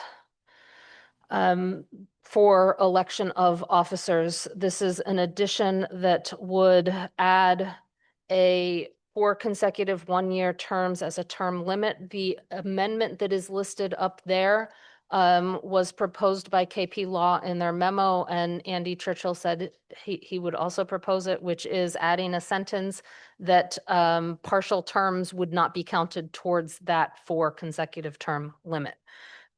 It was mentioned in the KP Law memo. So at this point, we had some people who wanted to hear about pros and cons and the Charter Review Committee's reasons. So does anyone from the Charter Review Committee wish to discuss their reasons for proposing this? Julian looks like he's about ready to speak. Sure. Julian. I'll go this quickly. Basically, we as a committee were somewhat, not everybody agreed. I don't remember exactly how it was, but we as a committee were split. And a lot of people just felt like having some turnover in the council president would allow for new members to sort of learn. I know we had that discussion as when we elected the current council president, vice president, about like having an opportunity for folks, if they want to pursue that, to have the chance to learn the ropes, and to like allow sort of differential leadership where you don't have one individual sort of running the town for a certain amount of, for a lengthy period of time. You know, so we also did have some discussions. Some folks proposed 6 years, some folks proposed 3 years, etc. We landed on 4. That's what the majority of the committee voted for. But basically the sentiment was some limit on terms of council president and vice president, not necessarily this exact number of years, if that makes sense. Thank you. Any pros and cons? And I believe Councillor Cano Martin, you might have had a potential amendment, but might not be related directly to term limits, but you might add a question on something else in this section. Would you like to address that question or thoughts now, or do you want to wait a little bit? Okay. I mean, I was just gonna say, I mean, I support the amendment. I was gonna say, I think 3 years makes more sense to me. I mean, I think that's pretty standard in the world of like nonprofit and boards and so forth. So I would suggest 3 years instead of 4. So I think there's a little bit of concern that Councillor Cano Martin couldn't be heard. She would suggest 3 years instead of 4 as the term limit. We have such different pickups of these mics. Want to trade? Just so you know, the audio for Zoom is just fine. Oh, thank you for letting us know that, Athena. Bernie. Yeah, as Julian noted, we were sort of debating all over. We were all over the place on this in terms of not so much in terms of concept, but in terms of length of time. I voted for this because it has been my personal belief and practice that anyone who runs for an elective office on a board has to be prepared to do the work to manage the board. I've also had the experience where if one person, no matter how competent they are, gets to run the board manage the board for an extended period of time, it becomes their board. And I think that's something that needs to be avoided. That's my personal opinion. So I've also been on boards where there's one member who just likes the coast and you wonder why they're there. Well, that person should chair the board and do the work and pay their dues. I think anyone who is on an elected board needs to be prepared to chair it, needs to be prepared to do all the work. And I think in the spirit of it, it should be the group, the board as a whole, and not refined as one person's board. And I'm basing that on a gazillion years of experience in 4 different towns. So again, this is one of those items where it may well be that the council says, okay, we're going to put this in our rules of procedure.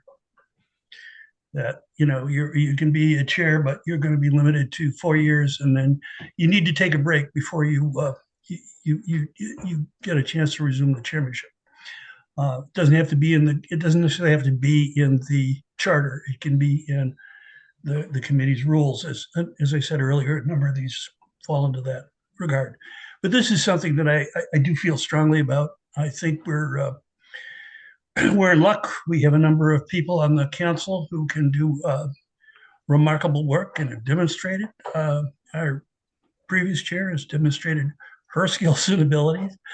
And I think there are others. So rotating it is, I think, an opportunity for everyone to own it. Thanks. Thank you. Councillor Brevik. I'm just going to very quickly second the 3 years. And Bernie, appreciate your comments. And I think, and Amber, I think all the boards I have served on and I feel like 3 years is a good amount of time. It's not too long to, as Bernie said, it becomes their board, but it's not too short that it's a lot of turnover. Give someone enough time to hit their stride in the role and then roll off. So I would support that. I think that this does belong in the charter. I think that it's not something we want to be changing very often. We don't want to, I mean, I think you do want to hit a rhythm with it. So I think it does belong in the charter. And I would also recommend possibly a waiting period longer than a year, which I think it is what it said. I think 3 years on, 3 years off, or something like that would be more adequate. Thank you. Counselor Ryan. So I really don't quite get it, I guess. Maybe I'm going to be in the distinct minority, but it's really the job of the 13 people in this particular body to decide who they want to be the president and vice president. And whether it's 1 year, 2 years, 3 years, whatever it is, it says here that term limits would alleviate concerns about concentration of power in a counselor holding the same position over time. I assume the people who have those concerns would be the 13 of us. So why would we take that out of our hands and put it into a rule? Seems that we, as a group, should decide who we want to be the president or vice president and make that decision based not on a rule, but on what we think is best for the body. And while I think in general, we will see turnover as a regular process over a couple of years, I don't quite understand why you want 3 years, 4 years, 2 years, 5 years. Why not trust the judgment of the body? I think of this also on a state level, national level. Just people don't want to trust the voters. So I really don't support this. But I maybe need someone to help me understand why this body cannot, if it has a concern about quote unquote concentration of power, would not exercise its authority to elect whomever they wish. Thank you. Anna. So I initially had put my hand down because I was trying not to repeat comments. So I also support the 3-year term, but I have a new reason why. I think that I'm going to guess the Charter Review Committee talked about this from the stance of having it line up with election terms. And I actually think it's stronger to have it occur midterm, because if you're shifting over, having a president who is now stepping down, having served their 3 years, they're still there to support the person who's stepping into the role. So I do support a 3-year, 3 or 5. I support an odd number year. I prefer 3. I do think 1 year off is fine, given that we have 2-year terms. I think saying 3 years off is a long length for having them step away. So I do support 1 year off. But George, to answer your question, and we may just fall on different sides of this, because I support this type of limit at the state and federal level for leadership roles as well, because of incumbency bias, because it is really hard to look at someone who's been doing the job and vote for an unknown.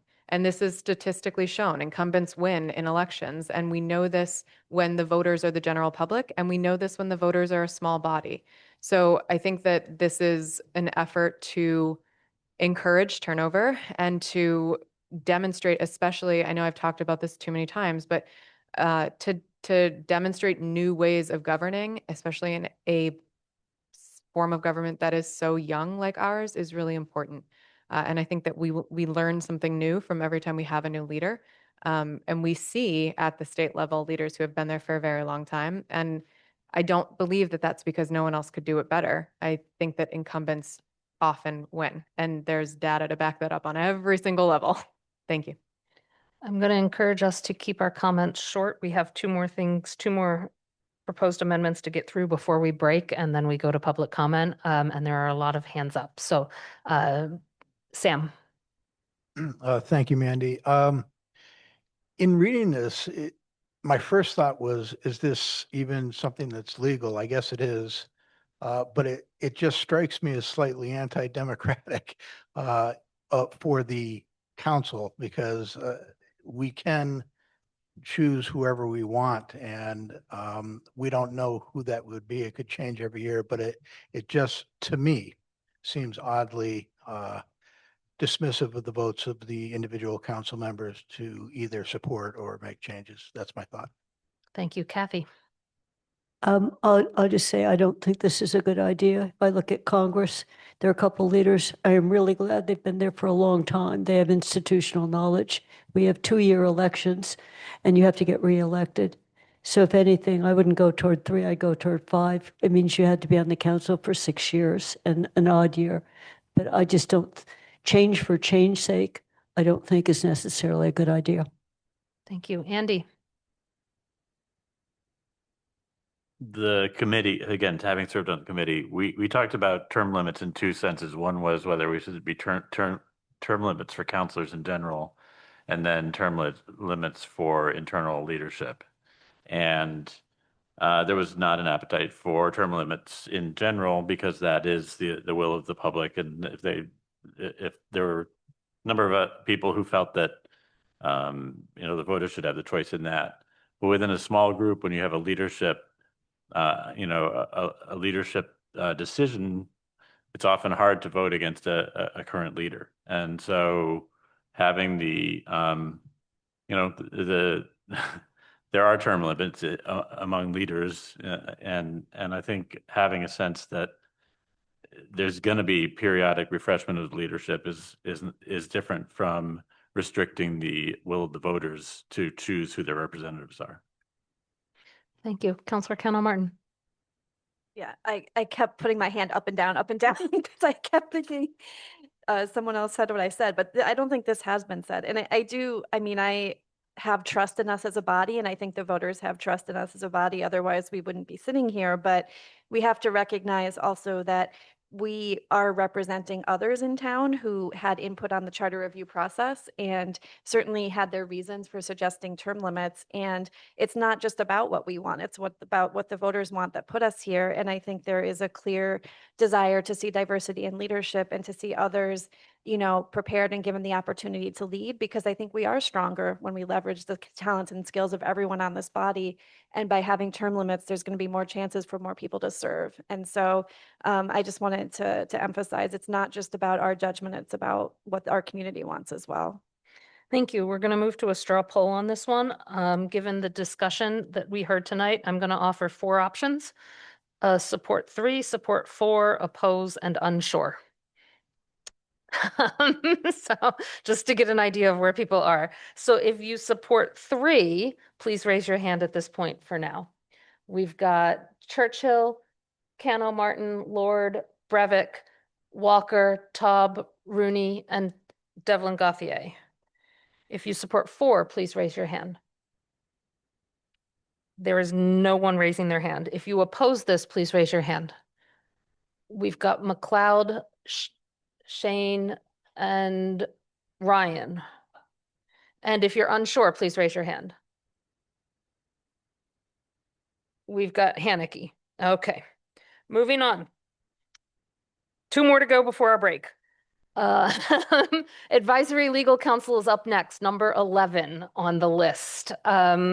There were requests for the legal of this. Thank you to our attorneys for your description in the memo for this one. You will see if Athena page is down, there is a quote amendment proposed by me. It is not an amendment. It is if this passes, we need to re-letter the other sections of 2.9, and there is a section in the transition provision that references one of those sections. So that is the amendment proposed. It is simply a other parts of the charter if this is adopted. So going to our legal counsel, can you talk a little bit about this your concerns on this one? Certainly, thank you. So again, the policy decision obviously is a decision that's left to you all. From a legal perspective, I think it's really important to point out that the town attorney is the attorney for the town. We are not the town manager's attorney. Sorry, Paul, even though he might want us to be sometimes. I'm joking. Our job is to look at the law and to provide an opinion as to how the law is applied to the facts at issue. So it doesn't matter who asks us the question, the answer is always going to be what the answer is. And I think if you look at, at least where our firm has been counsel, we're usually counsel for decades. And that's because that's the way that we believe town council's role is to be, or town attorney's role is. So that's one thing. The second thing is, it is unusual to have 2 attorneys, even in a city form of government. What happens when that occurs is essentially a dueling attorney opinion issue. And that is not to say that there aren't times when a mayor or a town manager might, or a select board or a council might say, we need a second opinion, and that does happen from time to time. But on the normal kind of daily operations type of, day to day, I said day many times that in that paragraph, that is unusual. And it's somewhat unusual for the reason that a legal opinion is a legal opinion. If we were judges and we could wear the black robes, we could issue edicts. It is always just an opinion when you get an opinion from an attorney. And I know sometimes people like our opinions and sometimes they don't, and that is okay. That's the way that is. But if you have two opinions, then you're struggling with, well, which one do we like better? And liking the answer isn't necessarily the point of getting a legal opinion. So that's one thing. Then finally, it really does create, in our experience, a sort of unusual balance of authority when the legislative branch, the council, does a lot of executive function activities, but really, as you know, the manager runs the day-to-day, and council is typically used to help with day-to-day operations, not to make policy, because that's not what we do. We help review laws that the council adopts. We help answer legal questions about the interpretation of the charter. But in terms of, where the questions are coming from and what those answers might be, as I said, it doesn't matter who it comes from. So in the big picture, in our experience, when there is a council that has questions, the council asks their question through the mayor or through the manager, and we answer those questions just like we would if they were a question that came from the town clerk or the planning director. So the other thing to think about just in terms of council is what it costs. And so one of the reasons that town council is usually, or town attorney is usually under the direction of one entity is that helps costs be managed. Whereas if a council has, and this time I mean a town council or city council has kind of their own line item for legal issues, then issues can, you're spending money over there on the council side, perhaps on the same question, and the town attorney's been asked as well. And so you start spending more money, in an unnecessary way. So, and the case law, and I did cite to a couple cases, but the case law really does talk about the practical reason for having a single entity that's, representing the town as a town attorney or town council. And, basic day-to-day operations and money are a big part of that policy. So if I can answer any other questions, I'm happy to. I know sometimes it's hard to see what town council's role is or a town attorney's role is from that desk, from your side of the desk. But again, and I think the town manager would speak to this, that we take our responsibility very seriously, that if you ask a question and that's forwarded to us, you're going to get the right answer, even if it's not the answer that, you want, or it's not the answer that the manager might want. It doesn't matter. The answer is what we provide. Thank you. Pros, cons, thoughts, questions from the council?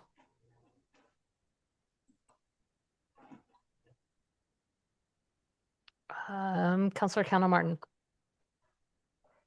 Yeah, I plan to support this one. I think, I mean, I know nobody wants to increase our legal bills. I think that's not the goal here. I think it's just to have the option, I think it would be probably pretty rare that we would need a second opinion, but there are things that get pretty sticky in terms of town policy and legalistic, elements of that. So I do think it's good to have the option. Having it in the charter will give us that option. Doesn't mean we have to use it every single chance we get. I think we should be prudent about it and, potentially conduct a vote as to whether or not we're going to do that. But I would like having the option. I mean, if you had a serious illness, would you want the option to see a second opinion doctor, to see if they have a better way to treat you? I mean, I think yes. So, have the option, don't avail ourselves of it constantly would be my opinion. Thank you. Pam Rooney. Thanks. I know we just changed our charges for our subcommittees, our council committees, to include the ability for a committee to ask for legal assistance.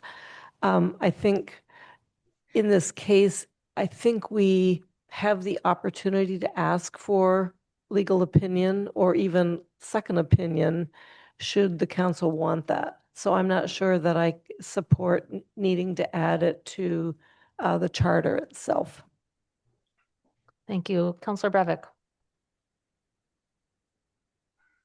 Yeah, I just wanted to sort of second, but then add, I think definitely needing a process to make sure we keep costs in check would make sense if we do adopt this, and really prescribing what are the instances in which we would get a second opinion, or having some sort of parameters around it, I think makes sense. I do think there is value in having the opportunity to get a second opinion as it is an opinion, you know, and as Lauren said, there are differences in how the law is interpreted. And I think when we just have one voice, even if it is a great and, you know, strong voice, I think it would be helpful to know when there is something that's not that black and white. So versus just saying, okay, our legal counsel said this, we go with this. If you get a second opinion and it's different, that flags for you that you may need to do a little more homework, or you may need to discuss something more. And so I think that is a unique benefit to being able to get multiple perspectives. Thank you. Kathy. I feel like I'm on a different side of this a lot of times, but this is, I think, not a good idea for two big reasons. We don't have much money. I wouldn't open up another line item. And what Pam just said is we now, and committees, can go directly for legal advice when we need it, or a legal opinion. And I have to tell you that in the first year of the council, I challenged a president's decision and got a legal opinion on my behalf that said I was right. So it wasn't a foregone conclusion. Linda's nodding her head. On an appointing authority, I didn't think she had it, and we got a legal opinion. You had to read it about 6 times to to figure out that it said she's right. And that has been my opinion a couple other times where I've overridden a decision that we were given because the town attorney said no. Can't do it that way, or there's another way of looking at it. So I do think we have a second opinion built in. I would not say the same if it was brain surgery. I think it's always a good idea to get a second opinion on surgery, but then I would be paying for it myself. Thank you. I'm going to skip over the Charter Review Committee member for now and hear from counselors and the manager first. Counselor Ryan. So this is an opinion, and you don't have to follow it. That's the first thing. Second thing is that this leads easily to opinion shopping. You don't like the opinion, so you try another one until you get the one you want. Finally, black and white. I've read many KP Law opinions, and trust me, I don't find too much black and white. There's a fair amount of in my opinion, and that's what you look for. So this is, I think, not a good idea. And of course, it's also going to potentially cost us a lot of money. That's also something to be considered. Thank you. Paul. Thank you. So I think one of the things that hasn't been brought up is I worry about risk management. So if we have an opinion by a town attorney, and then there's a second opinion that has slight conflict with it from the town from a different attorney, and suppose the town council or whatever body agrees with the original town attorneys, and it goes to court, whoever plaintiff or defendant will say, well, your own attorney, even though you didn't agree with it, said this. And suddenly you have your two attorneys in evidence against a case that the town would have to defend. And I worry about, the ability of our town attorney to actually defend the case when you have conflicting opinions that we paid for. And obviously whoever's bringing the case would put that in our face. Thank you. Jennifer Taub. I just, wanted also, I'm not sure where I stand on this, but respond to Councilor Ryan. is shopping for the opinion you want. I think also there's the way you frame, since it is an opinion, when the town attorney is asked for an opinion, I think who's ever asking it can also make clear what opinion, they would like. And I think that happened once during the first council. I was not on the council, but I think that happened and it ended up costing the town a lot of money. I'll stop there. Counselor Brevick. Just sort of a point of clarification, maybe because a couple of counselors have mentioned instances where they were able to get second opinions. I just wonder if between now and our next meeting, if we could get more information on what that looks, what is available to us now, because I was unaware of that. Thank you.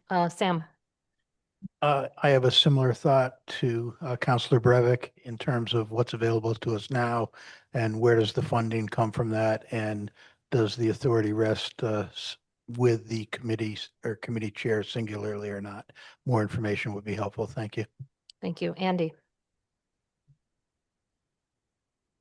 I'm just looking at the first phrase, subject to appropriation, and I'm not sure if that's going to be does that mean we have to appropriate a certain line item for a contingency in case we want to have a second opinion? Or if somebody says, I want a second opinion, then do we have to go through and try to get a supplemental appropriation?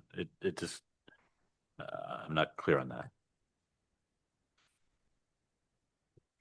that. So generally we pass a full budget. So if the budget that the town council approves, if the manager has not proposed a line item in that budget for this, there would be no appropriation, so that if then the council wanted to get one, if this was adopted, it would need a supplemental appropriation, but that can only be started by the manager. Paul will correct me if I was wrong on that.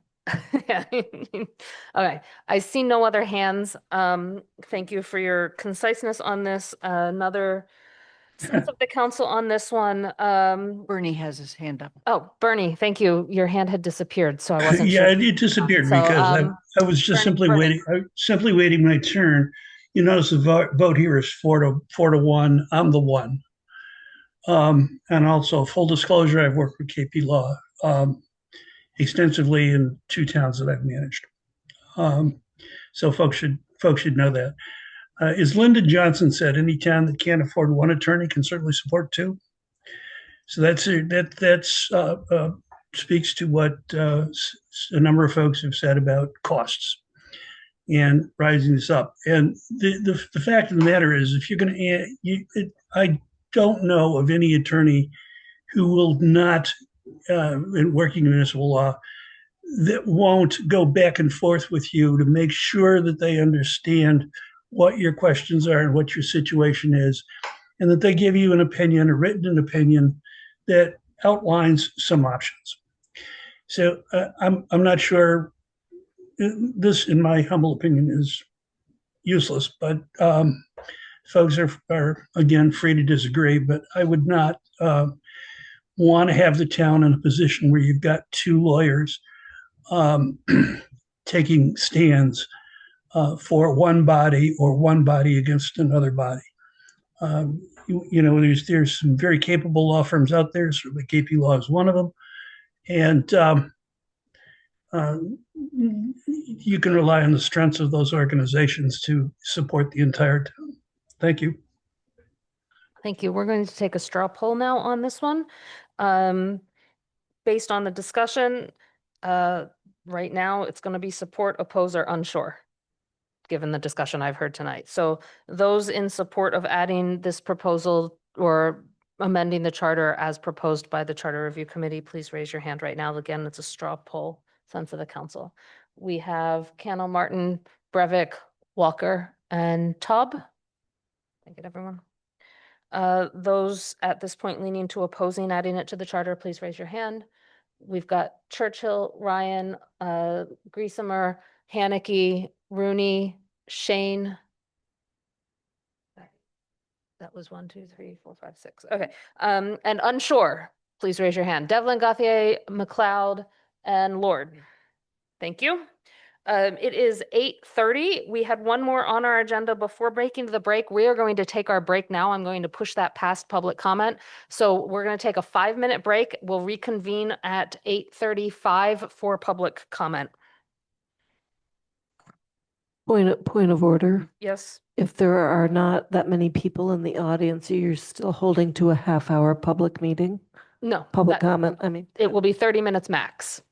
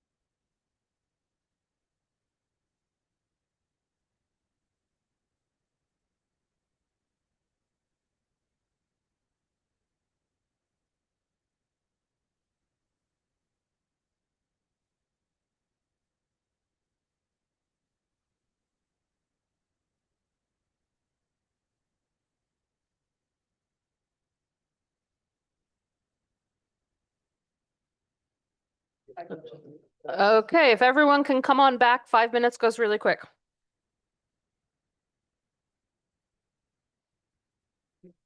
I said now because 5 minutes is up. 5 minutes goes really quick. It's just how it was. Okay, we still have 5 minutes. No, we are 1 minute past our 5 minutes right now. Yeah. Yeah, so counselors, if we can sit back down so we can get started. Talking to you, Counselor Ryan and Pam Rooney. When there's, we're missing Anna and Sam and Jennifer and Yeah. 7 actually. no, I said 5 and we're 6 past. So, while we wait for some counselors to rejoin us, we are going to start the meeting again, because we're moving on to public comment. Anyone wishing to make general public comment who is attending remotely, please raise your hand in the Zoom application. If you are present in the town room and have not signed up with the council clerk, please do so now. Residents are welcome to make public comments on matters within the jurisdiction of the town council. The council will not engage in a dialogue or comment on a matter raised during general public comment. Public comments are not reflective of the opinion of the town council. The First Amendment broadly protects individuals' rights to address the government, to speak and to express themselves, including their right to say hateful and offensive things. I am generally unable to shut those commenters down under the First Amendment to the U.S. Constitution unless their level of speech falls within an exception articulated by the courts, such as fighting words, true threats to a particular individual, harassment of a particular individual, or incitement of imminent lawless activity. If a question exists as to whether a particular speaker is engaging in unprotected speech, I must defer to the principle of freedom of speech. There is one hand raised on Zoom of people who wish to make public comment, and there is one person in the town room who has signed up for public comment. Each commenter will have 3 minutes to make their comment. Who in the town room? Meg Gage. Meg Gage, can you please come up here? Yeah, please come up here to remove yourself from the panelists so that it's clear you are making a public comment. And Paul will be generous to, well, not as a member of the panel tonight. So, okay. So please make sure, did you turn the mic on, Paul? Please state your name, where you live, and make your comment. My name is Meg Gage. I live at 208 Montague Road in North Amherst. I wrote this down, so I'll be brief, I think less than 3 minutes, unless I don't start. I'd like to report to you briefly on some aspects of how our committee operated, things not related to the content of the report and its recommendations. While our committee got off to a very slow start and spent more time than was necessary to agree on the scope of the work for various reasons, for example, whether and how to report on public input that was not directly related to the charter, we developed remarkable working relationships. The committee was made of people from the full range of political opinions in Amherst, but rather than participating from personal perspectives, criticizing and calling each other out, we developed a culture of listening, pausing to think things through, and working hard toward consensus rather than division. We faced some major challenges related, ran in here, a lot of breath. We faced some major challenges related both to not having a budget for several months and being the first charter review committee, to figuring out how to manage the gargantuan range of concerns and questions raised by the public. The public input was diverse, not only in areas of interest, but also in terms of personal experiences that were sometimes not related to Amherst government, things that had happened to people that made them have a strong reaction about government, even though that's not what it was about. As the clock ticked along, pretty much everyone on the committee stepped up to take on big chunks of the work, organizing a huge amount of input, figuring out which suggestions merited inclusion of the hundreds that we got, writing draft recommendations, preparing materials for public forums, and so on. Many of us actually wrote materials that ended up not being used. Particularly through the recent holidays with the early January deadline, we worked our tails off all during the holidays, and that extra time we had was crucial. Everyone on the committee contributed to writing, editing, organizing the presentation. Over the last couple of decades in Amherst, political discussions have been dominated by polarization, discussing Amherst's well-being from fixed, non-hearing positions. When we did have disagreement on our committee, we talked it through. People seemed to really listen to each other and often change their mind. Thank you, Meg, for your comment. Anita Sorrow, please unmute yourself, state your name and where you live, and make your public comment. Thank you, Mandy Jo. My name is Anita Sarrow. I live on Chapel Road. I am in District 5. I followed the work of the Charter Review Committee quite closely, and if there was ever a theme that they heard and I heard clearly, it was the public desire for transparency and communication. Both of those goals were paramount. So it's in that spirit that I would like to draw two of the articles and that are being suggested by the Charter Review Committee. The first one I'd like to address is number 13. It is the so-called right to postpone. I have spent my entire adult life on boards and in and around municipalities, and this was a new one on me. And it's the right to postpone allows the desire of one person to bring a discussion to a halt. And it may or may not be shared by others. It gives the appearance of not only being anti-collegial, but anti-democratic, as has been mentioned. I would ask you to consider first the Charter Review Committee's suggestion that at least 3 counselors enter into that vote to postpone. And in fact, I would ask you to go even further and consider whether such a strategy should be allowed to go in effect only by the vote of a simple majority. The second that I would like to address is number 21 on your list, the public dialogue. I discovered this in the rules of procedure a while ago, and it struck me that public dialogue is the one strategy that is anywhere that I could find in policy or the rules of procedure or the charter that would encourage real communication between the town committee and town council and the public. It's been buried there, and to the best of my knowledge has never been used. And as Ms. Midgelin said a while ago in connection with another section, bringing it into the charter committee, the charter itself would elevate its importance and its priority. So I would urge you to consider this carefully and to not only codify it in the charter, but use it. Thank you. Thank you, Anita. That ends public comment.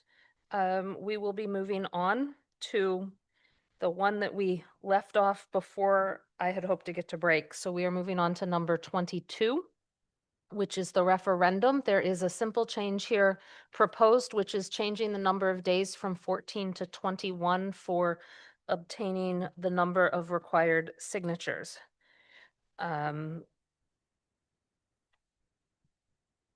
There was a request for legal, but I'm not sure if there's any comments on this one at all, other than what you wrote in your memo. Thank you. I guess the only thing I would point out is the delay in something taking effect for 3 weeks versus 2 weeks could be an issue and something you need to pay more attention to if you were going to, and perhaps use the emergency clause a little more often if you had an issue with the 3 weeks, because 3 weeks is a relatively long time. Thank you. Any comments on this section, Kathy? Yes, I support this. I think it's only been used once, but I do think giving this many days to collect signatures, particularly because people have to be careful how they collect the signatures. They need to have a form that the town clerk works with them on that allows a place to write your signature and print your signature the same way we do when we get elected, but a carefully structured one. It's not going to be used very often, and not putting that extra time pressure. 14 days is extremely short, particularly depending on when the council votes. So I think 21 days would give more time, since the goal is 5%. The one time this was used was in the middle of rainy, cold weather. So the other thing about the weather or COVID, it may take more time.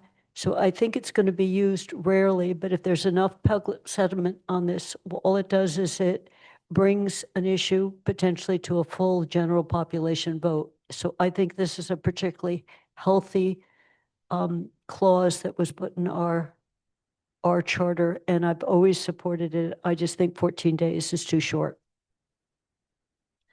So I've raised my hand. I have some concerns about this. Some are more basic than others. The charter itself has a 14-day in effect date for bylaws and a 14-day signature requirement for this voter veto section. They match for a reason, because you didn't necessarily want a bylaw going into effect if it was going to be challenged and then immediately come out of effect. And so the Charter Review Committee has only proposed changing the length of time for gathering the signatures, not the length of time until a bylaw goes into effect. I would actually be very concerned if we waited 3 weeks for a bylaw we passed to go into effect. So I understand why you might not do that, but now you're faced with a potential situation where a bylaw goes into effect and then 7 days later it is in effect again. And I don't know what that legally might cause problems. I also wonder if it would cause more items that are not bylaws to become ineligible items, since non-bylaws go into effect immediately and therefore would have an extra week to be in effect. Think spending orders to sign contracts that then would become ineligible if actions have already been taken for veto. And then I'd like to hear more about the conversation about what our charter commission 7 years ago discussed, which is this provision should be difficult but not impossible, and whether changing to 21 days, if they discussed whether it might change that difficult but not impossible to less difficult and maybe more used then. So I'd like to hear a little bit more about the discussion the Charter Review Committee had on that sort of philosophy of it being difficult but not impossible.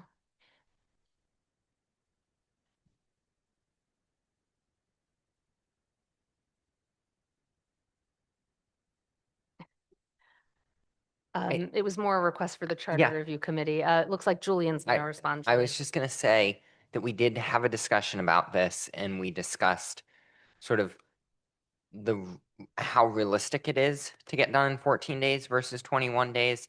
We looked at other communities. Many have 21 days sort of is the longer end of what we saw. 14 days is the shorter end of what we saw in both neighboring communities and communities across the state. I guess the committee seemed to lean on the idea of making it more possible. Not easy, but something that, like, quite frankly, 21 days is an amount of time that someone could go out for 2 hours after work every day and accomplish, whereas 14 days feels like something that you really have to be semi-retired to accomplish. So we did have that discussion. I would defer to Andy and Meg because they were both on the Charter Commission. As to the history of that. So sorry to put you guys on the spot, but I think that historical knowledge is better than what I can provide. Thank you. Meg.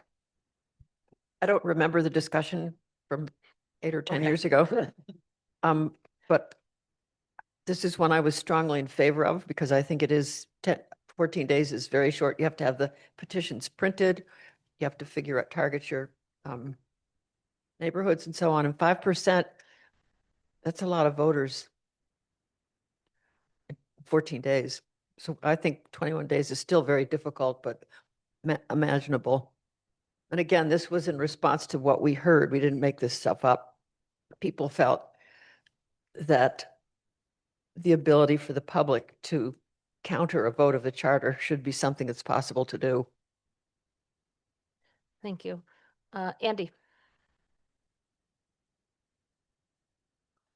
Yeah, I don't have a clear recollection of what we what went into it, but Mandy, you were there too, so maybe you have a clearer recollection. And I don't think we discussed the interrelationship between the time when a bylaw the 14 days for a bylaw taking effect and this then being a 21 days for it to be put on hold for a townwide vote. So I don't, I think that's a new wrinkle that I don't remember us considering. What we heard from a lot of people was it was very hard to get signatures to do a voter veto, and whether that is an insurmountable requirement or an appropriate one, I can't really say, but we heard it from people, and I think a majority of the committee decided to pass it along to this group. I don't know if there's a way that, I don't know what happens if a bylaw goes into effect for an extra week before it's put on hold. I don't know how much damage that does, but it's not something I believe we considered, unfortunately. Thank you. Lynn? I have a legal question. If a petition is filed and successful with the right amount of signatures, does that automatically put the bylaw on hold? Okay, thank you. Yeah, under our charter, it does. Attorney Goldberg, do you have any thoughts on the interrelationship between bylaw effective dates or a longer time and other things being effective in that time, and whether they would create more potential for items trying to get a veto that might become ineligible then at that point? I don't have an opinion about it as much as to say I've never seen that. And so, the idea is that if you file within the time before it takes effect, then it's prevented from taking effect. So I think if there's support for the idea of 21 days to do the referendum petition, then it may be appropriate to think about 21 days for bylaws, for the votes to take effect, whether it's a bylaw vote or any other vote. And I guess the one other thing, I understand there's a balance between voter access to council votes or council decision making. But the other thing is the council was elected and was elected to represent the voters. And so to undo that, it should be, it shouldn't be impossible. And I think that language that you just said, I think I might have said some time ago as well. It's supposed to be difficult, but not impossible. So especially today where I think it's much easier to make petitions, I think it's more feasible that those would get out faster. But one thing you could consider is tying the date that to, well, I guess you couldn't. I was going to say tie the date to the date that people actually get the petitions, but you really can't do that because of the effective date. So. Thank you. Councilor Brevik. Just a quick comment on the difficult but not impossible piece of this. I think what makes something difficult versus impossible has very much to do with the person. And there's a whole range of ability and factors that come into play to distinguish between those two. I think it's important that we take that into account. And I think giving an extra week would open this up such that it would include more people who would find this only difficult, which is obviously we don't want it to be an undue challenge. And so I think for inclusion and equity purposes, I support this. Thank you. Pam? I would also support 21 days. If there is something that has caught such attention in the community that it warrants a voter veto effort, I think the council should be listening very closely to the community to understand why there is such concern about a particular item. And for that reason alone, having a little more time to think it through might be prudent and might end up, in fact, with a better result. Thank you. Andy? Yeah, I mean, I think I want to amplify the idea that the townspeople elect us as their representatives, and so we rather than governing by referendum, this is supposed to be something where we've made such a mistake that more than half the voters rise up and say no, and so it should be some, if there's that feeling. Perhaps 2 weeks is enough because it would be so egregious. Otherwise, you run into the danger of, frequent referendums or referendums that are constantly second guessing the council. Thank you. Councillor Ryan? It's just, I think, a question of information. And I don't know if you all can remember from 7 years ago, but is 5% considered sort of the standard number? Where did 5% come from? This is a different question. I'm just, the 5% of the registered voters, is that kind of normal or? Julian? Yes, it's pretty much custom across most Massachusetts, if not all Massachusetts municipalities. I believe there, at least 8 years ago, there were some that were not 5%, but it was very much a popular percentage. Andy? And just, if I'm remembering correctly, that's for referendums in general.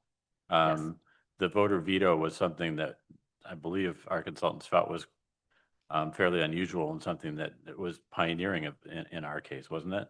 No, we just renamed referendum voter veto. Referendum's usually positive, but in this case, it's a negative referendum. No, there were initiatives and referendums. President Haneke, I'm not sure if I may, I'm not sure if you were asking a question about whether this applies to non-bylaw measures, but it does apply to financial appropriations and so on. So that would delay some financial appropriations if it were a 21-day effective date rather than a 14-day effective date. Well, it might not. That was my question, because only bylaws in the charter have an effective date that's not immediately. When we go out to borrow, we have to certify that there haven't been any voter veto procedures filed. Even though that the charter doesn't have a, okay, thank you for that clarification. So would that then, Paul, would that potentially change when we have to vote stuff if we're under deadlines?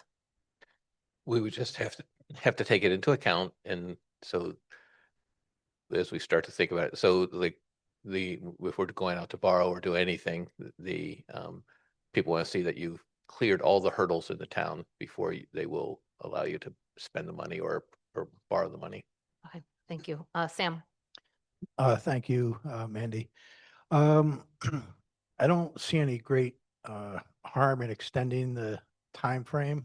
It does seem to be an onerous task, even though it's one that we would hope would be infrequent. Julian did indicate that 14 was on the low end and 21 was on the high end. 18 extends it. Just a thought. So in general, I would support some form of an extension. There may be options. I doubt there would be significant volume increase of attempts based on the days, but it might be more capable. It's just my thoughts. Thank you, Jennifer. So I just, I have a question. I guess maybe, I don't know if it's for Attorney Goldberg or the town manager, but an appropriation is voted on by the council, and then you go out, let's say you're going out later the next week. And the voter veto, if we, whether it's 14 days or we extend it to 21 days, if you go out a week later, the petition hasn't been, so the voter veto or referendum hasn't been filed yet. So either way, I guess I'm saying this, there seems to be a lag time. You could go to the bank or make the appropriation, and if the signatures are being gathered, but it hasn't been filed, what happens? Right, so currently it's 14 days and this would extend it to 21 days. That's the major difference. And But either way, you could make the appropriation before the petition is filed. So I think Jennifer's question is for non-borrowing, say an appropriation outside of the budget, because the budget itself is already an ineligible measure, but an appropriation outside of the budget that is not borrowing could be appropriated immediately and spent immediately. And then right now, 14 days later, there could be signatures filed. And if that's the case, if we extend this, it's 21 days later, then does it become ineligible? so I would take the action that would be taken would be to sign a contract or to expend the money to send a check to someone after proper procurement. So typically, I think we would. I want to think about that a little bit. That's a good question. Because how would you know that it's coming? Oh no, you pending? would either have to wait, or no. So Lauren?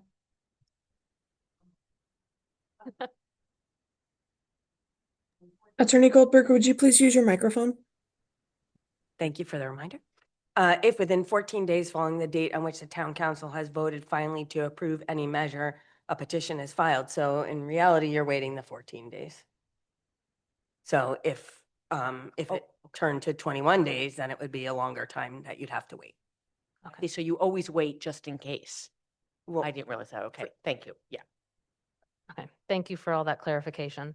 Seeing no other hands, we're going to move to, again, that sense of the council. This is just where you're leaning or where you're thinking right now. Given what I've heard, it's support, oppose, or unsure.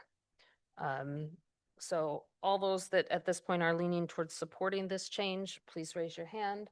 We've got Councillor Cano Martin, Lord, Brevick, Walker, Taub, Rooney, Shane, McLeod, and Devlin Gauthier. All those that are leaning towards oppose, raise your hand. We've got Ryan and Haneke. All those who are unsure, please raise your hand. We've got Churchill and Griesemer. Thank you. We are moving on to items 3 and 6 that I'm trying to take together because they kind of relate to each other. Item 3 is changing the definition of the word measure to basically include everything the council votes on. And number 6 is changing, moving the town council vote portion from section 2.10A to section 2.6C. I think that was the only change. It's what I put on here in green. The amendments that are on there, KP Law recommended within section 2.6C in their memo to add a phrase provided that a quorum is present to the first sentence of that. And I have a request to discuss 2 things. One is changing it to, instead of voting just members present count, members present and voting count. So to add the words "and voting" to the first sentence, and to talk about the addition of from 2.10A right now is only, They added bylaw or financial measure. 2.10A had only bylaws, and in switching it from 2.10A to 2.C, the Charter Review Committee added financial measures, and I wanted to talk about that and maybe delete financial measures from that section too as a potential proposed amendment. That's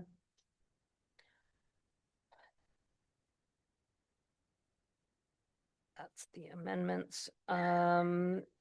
Thoughts on these two together? There was not a lot of discussion on or desire to discuss changing the definition of the word measure, but it went with changing the vote quantums or moving the vote quantums. So thoughts at this point on the pros and cons of changing anything? Could we scroll up so that we can see the other part with your name on it? Thank you. Oh, that's scrolling down. Scrolling right down, there. thank you. I'm Yeah, sorry. sorry, right there.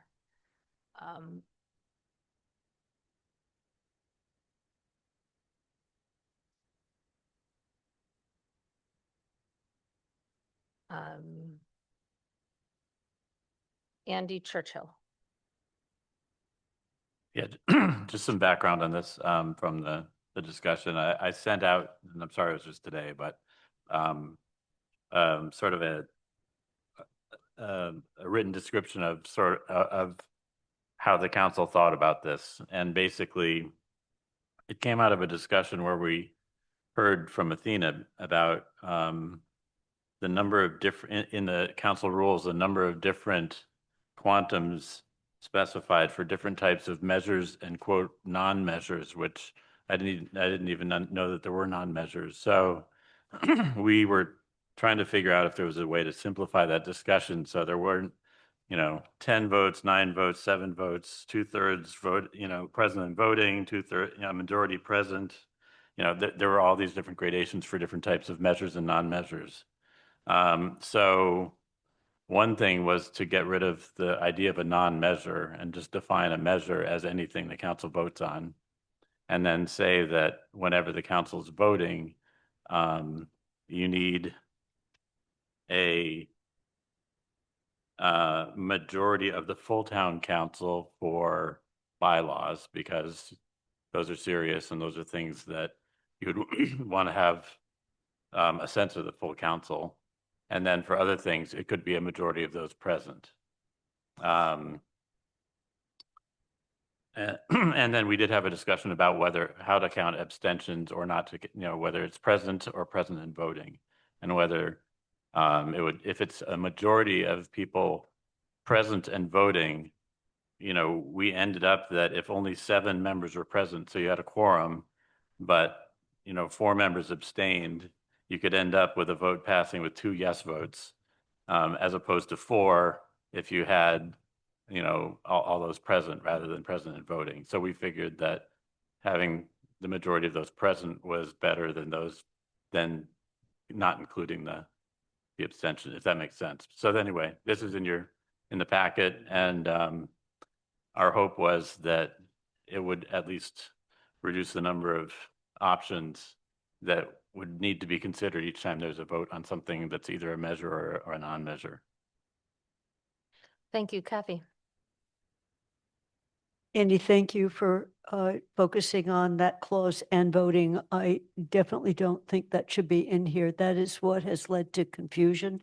It's much simpler to say an affirmative vote of the majority, except if a higher quantum is either by MGL or the charter. So we've got an example here of the charter has a specific, it's got to be a majority vote of the full town council. And then in other cases, and so just so people understand what that means, if someone abstains and there are 8 of us here, or you gave the extreme, if there are 8, then you're only counting 7 people. If 2 people abstain, then you're only counting 6 people. And that's where it gets very confusing. I think people should be able to abstain. And in effect, it means that the majority has to be bigger, because the base is bigger to pass it. So you've got to still have, if there are 8 people, there still has to be 5 for it, whether 2 of them abstained or not. So it's forcing it to a majority of the people who are in the room. So I do like, provided that a quorum is present, that we shouldn't be voting at all. So that just makes it clear we're only voting if there are enough people to vote. But that and voting, and that's the one time when the complicated rules of procedure hit us that we didn't know what we were doing because the abstention. And so the council wrote those rules. So they weren't required by MGL or the charter. So I think this helps us get a much clearer thing. And we'd have to go back and rewrite our rules of procedure.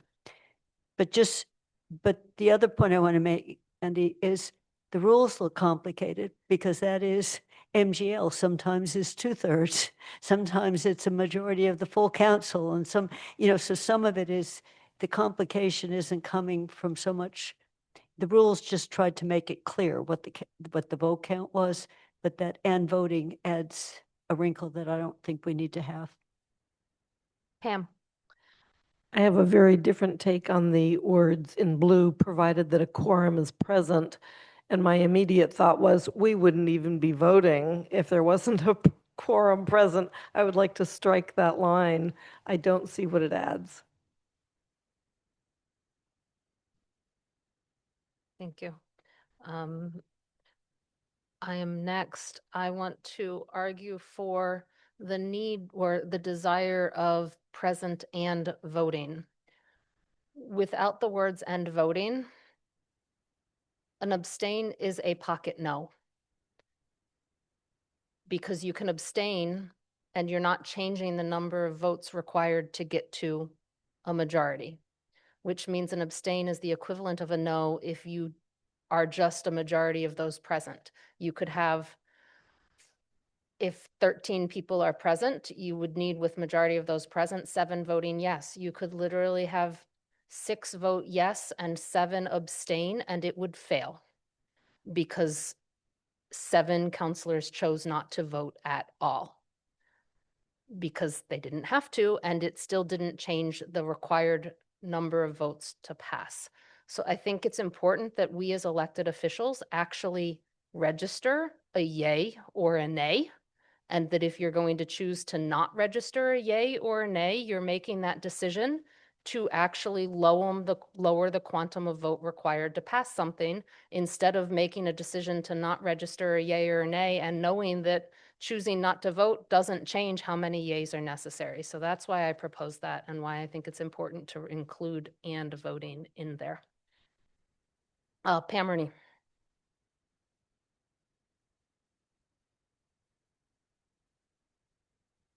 Oh, sorry. Councilor Kenna Martin, her hand was up. Sorry. Mandy Jo, can you say more about why you wanted to strike the or financial measure? I wasn't sure why that one was moved in. It was more of a noting that that is a change from the current charter, and hoping to maybe hear why they chose to add that in versus just bylaws.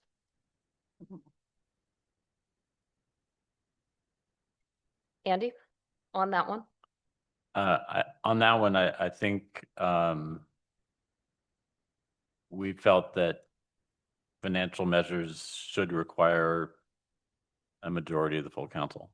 It was basically as simple as that. Yes. Thank you. Okay. Can I just? Yes, In Councilor Kenna that Martin. case, can I just say I oppose that part of the amendment. I would like to leave financial measure in. Thank you. Sam. Thank you, Mandy. I share Kathy's thoughts regarding the and voting. I don't see a problem with seeking to have a majority of the council for any particular action, given that council actions are significant. That's just my own posture, that 7 votes is, I don't think it's a daunting barrier for items that may be of interest for the councils to support. Thank you. Kathy. I just want to come back using your example, why I want to get rid of and voting. If that many people are abstaining, it isn't, in fact, they're not supporting the measure. They're on the fence. So we shouldn't be passing something if we have that many abstentions. So that it is in effect a quasi no. So it is, I agree. It would be nice to have yeses and nos rather than something in between. If we delete the abstains, it makes it easier to pass because they don't count at all. So you give the positive votes, so I think forcing, to the extent we can, encouraging people to vote on something is a good thing. And knowing that if you abstain, it ends up potentially defeating a measure. And we did in fact have that with a vote where it was 6-6 and 1 abstention. So we didn't have a majority. And it was on a major project and I was on the losing side of that, but that was okay. I didn't want to, I think it's okay. So if 2 abstentions had been there, in any case, I think the and voting sways the vote and people don't understand what their abstention, what it counts as, that it's reducing the number of votes needing to pass a measure. I don't think that's a good idea. I think we should be majority in favor of something before it goes on the books. Andy? I understand also the sort of frustration of seeing people vote no by abstaining, but I think that we talked about that some in the committee, that the alternate danger is that you pass things with a smaller majority. And I think most people out in the world can understand that if somebody is abstaining, that's basically a no vote. And if they don't want to take it'd be nice if they would say no, but I think it's interpreted as a no anyway. And I think the danger of not counting those and then having measures pass with a smaller and smaller, yes vote is probably more of a concern of mine. Thank you. Anna?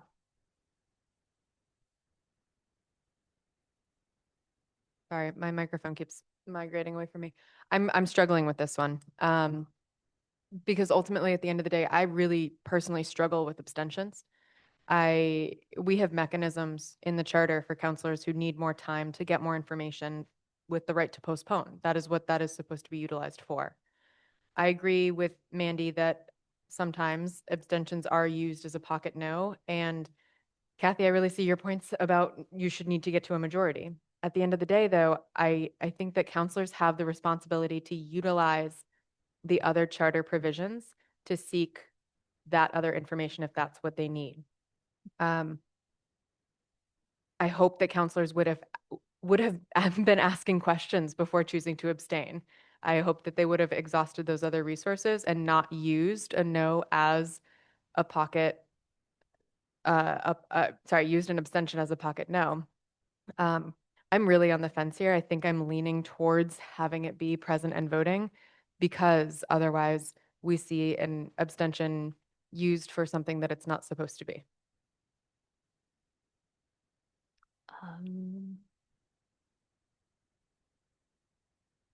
Andy, your hand is still up.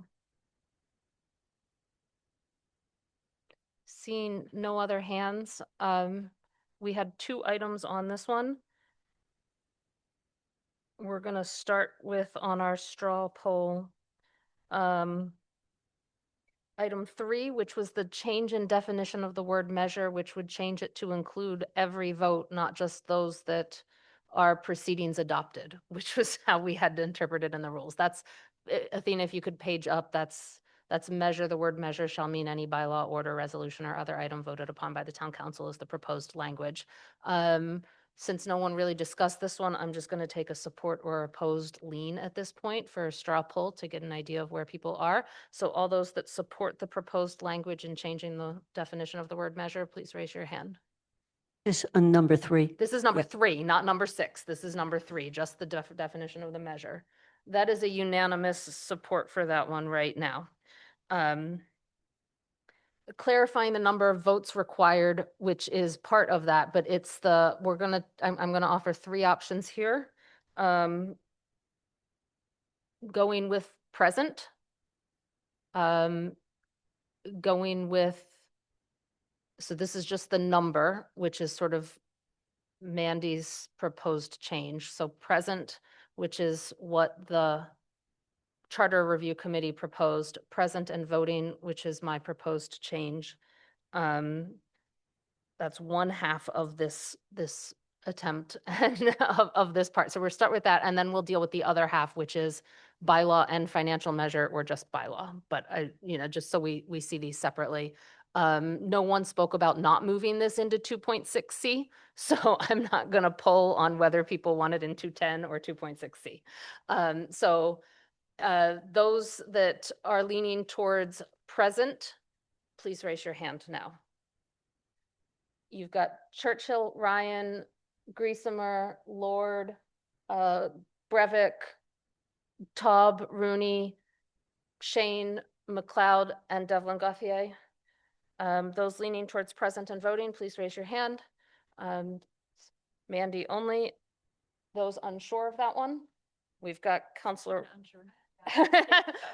We've got Ken O'Martin, Walker, Devlin Gauthier, and Breivik moving to unsure on that one. Okay, and then, yeah, everyone's abstaining. We're unsure at this point. So the other one was the support for adding financial measures into the majority of the full town council, which is no matter how many people are even present, it would require 7 or 9 if it's a financial measure that requires borrowing in that instance. So those that support adding financial measures in at this point, please raise your hand. We've got. Can I just ask, isn't that in the charter now? No. Okay.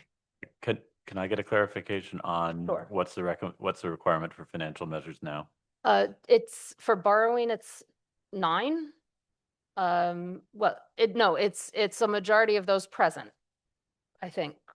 Borrowing is 2/3, and other financial measures would be majority. Let me look up the rules. Give me a second. We know yet. Give me a second for the rules. Once I So find that there's a rule. point, a question is. Financial measures.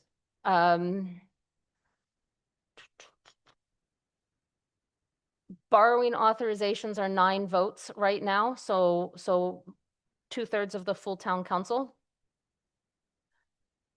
But general law, and spending money from the stabilization funds is 2/3 of those voting, present and voting, according to our rules. General law, although that just changed recently for some stabilization funds, and votes on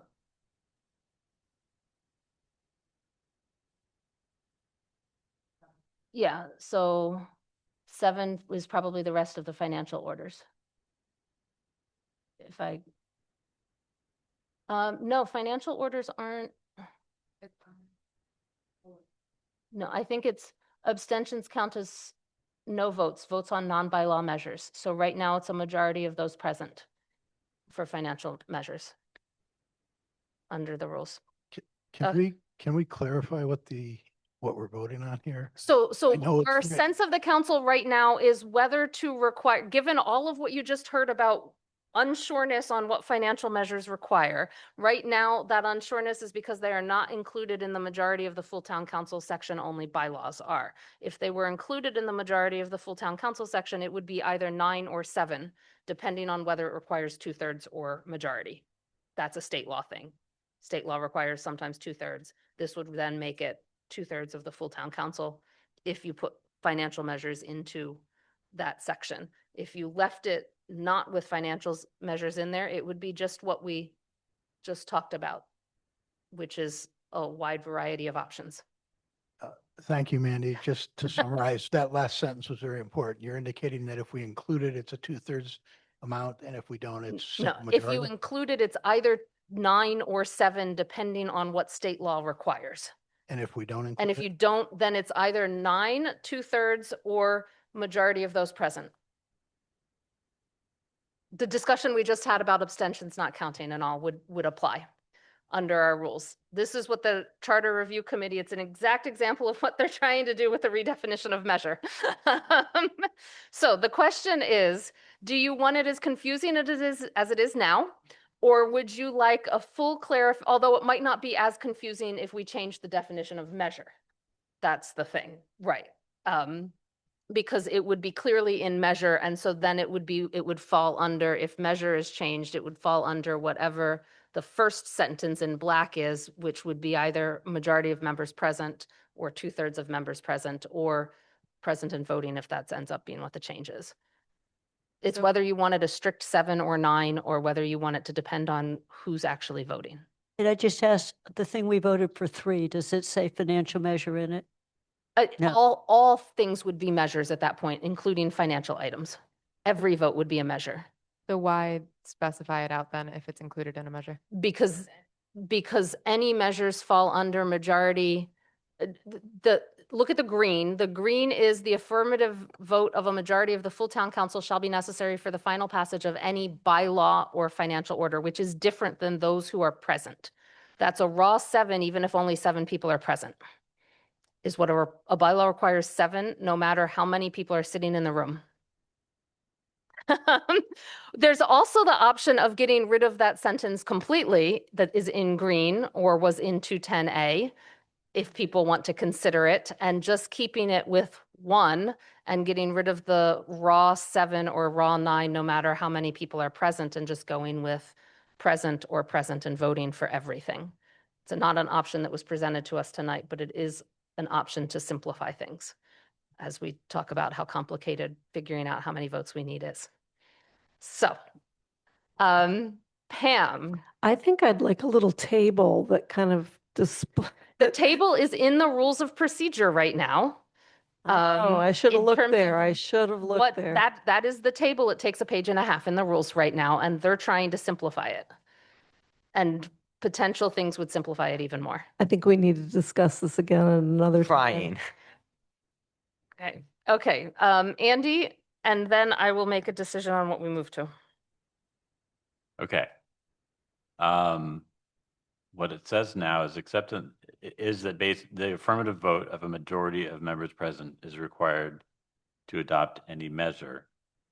And then it says the affirmative vote of a majority of the full town council shall be necessary for the final passage of any bylaw or financial measure, except in the event a higher quantum of vote is required by general laws or this charter.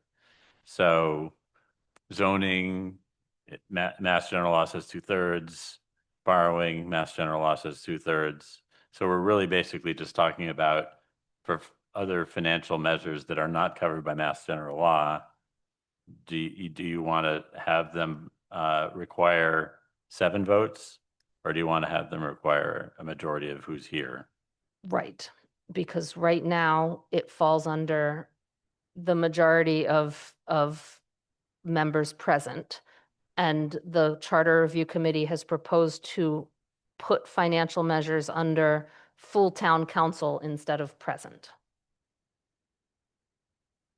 Okay, Counselor Walker.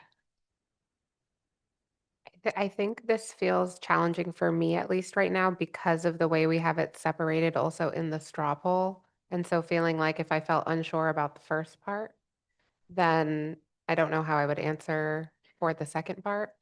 And so I feel like this, I think Pam just said, like, we might need a little bit more time to talk about this one. And I think it would make more sense to look at it holistically. We might come back to this one with a couple of options. Okay, we will come back to this one with a couple of options so we can move on.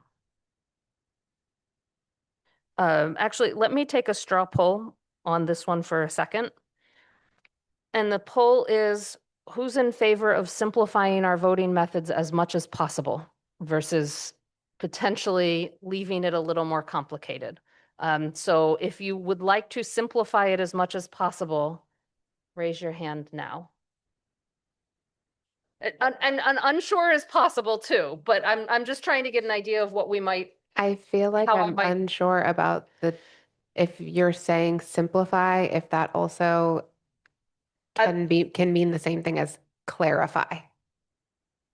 Because that's what Potentially I'm two got different at. ones, but Okay. I'm trying to figure out what we might come back with because there are a lot of options right now. So simplify would mean having one sort of standard for everything. Right now, the proposal is to have two different standards. The other way to think of it is we have, when you read rules, you'll see sometimes it is 7 because it's divided by 13, and sometimes it's by who's there, which is an unknown number, and who's there and who's voting, which is another unknown number. Yeah. So if you made financial, other than the MGL side, if you made it part of the definition of measure, it would be a majority of the full council. No. Not right now. It Not is a right- definition of measure right Not now. right now, but if we changed it, but putting this clause in makes it clear that you don't want to pass a financial measure unless at least 7 people are for Right. it. No matter how many So people. maybe are- only 10 people show up that day at the council, but Yeah. you want 7 people. So do you want as many, the same number as for a bylaw? So what the clause does that is in green that's proposed to be moved is it removes bylaws and potentially financial measures from the standard majority of those present and makes an even different standard for those two items, which are considered measures, but it would make a different standard for those two measures only versus the standard for all other measures. We are going to come back to this one because we need to move on if we want to get through some other things. So we will come back to this one. It goes to show how complicated our voting standards are right now. We are going to, it is 9:30. We're going to move on to the right to postpone, which is number 13. The proposal by the Charter Review Committee was to change the first time to postpone from 1 single member to 3 members present. Kathy might have had a potential amendment to this, but people basically wanted to talk about the pros and cons. So thoughts on this proposal? This is number 13. And we're gonna spend no more than 10 minutes, hopefully less on it. Counselor Ryan.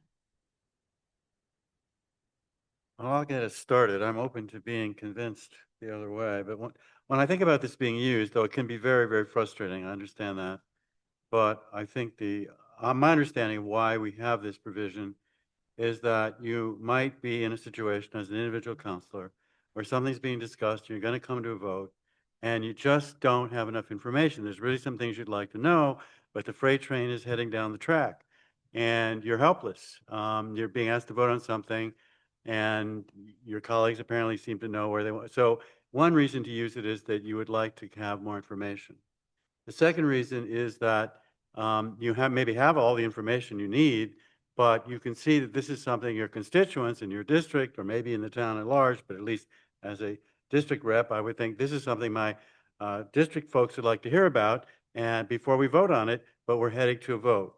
So it gives us an opportunity, at one time at least, to pause the momentum, to get new information, and also to consult your constituents. Yes, it can also be used for other reasons. I can't control that, but I think those are the 2 reasons I think of when I allow an individual counselor to halt the train at least for 1 session. Beyond that, it would take many more counselors. So that's sort of my thinking, and I'm happy to hear arguments that would suggest that Thank you, Counselor Lord. Thank you. Okay, so last term, I think this was used maybe 3 times. I remember the 2 times that it was used, it was around race, or it could be tied to, we were talking and voting on something that directly impacted the communities of color in this town.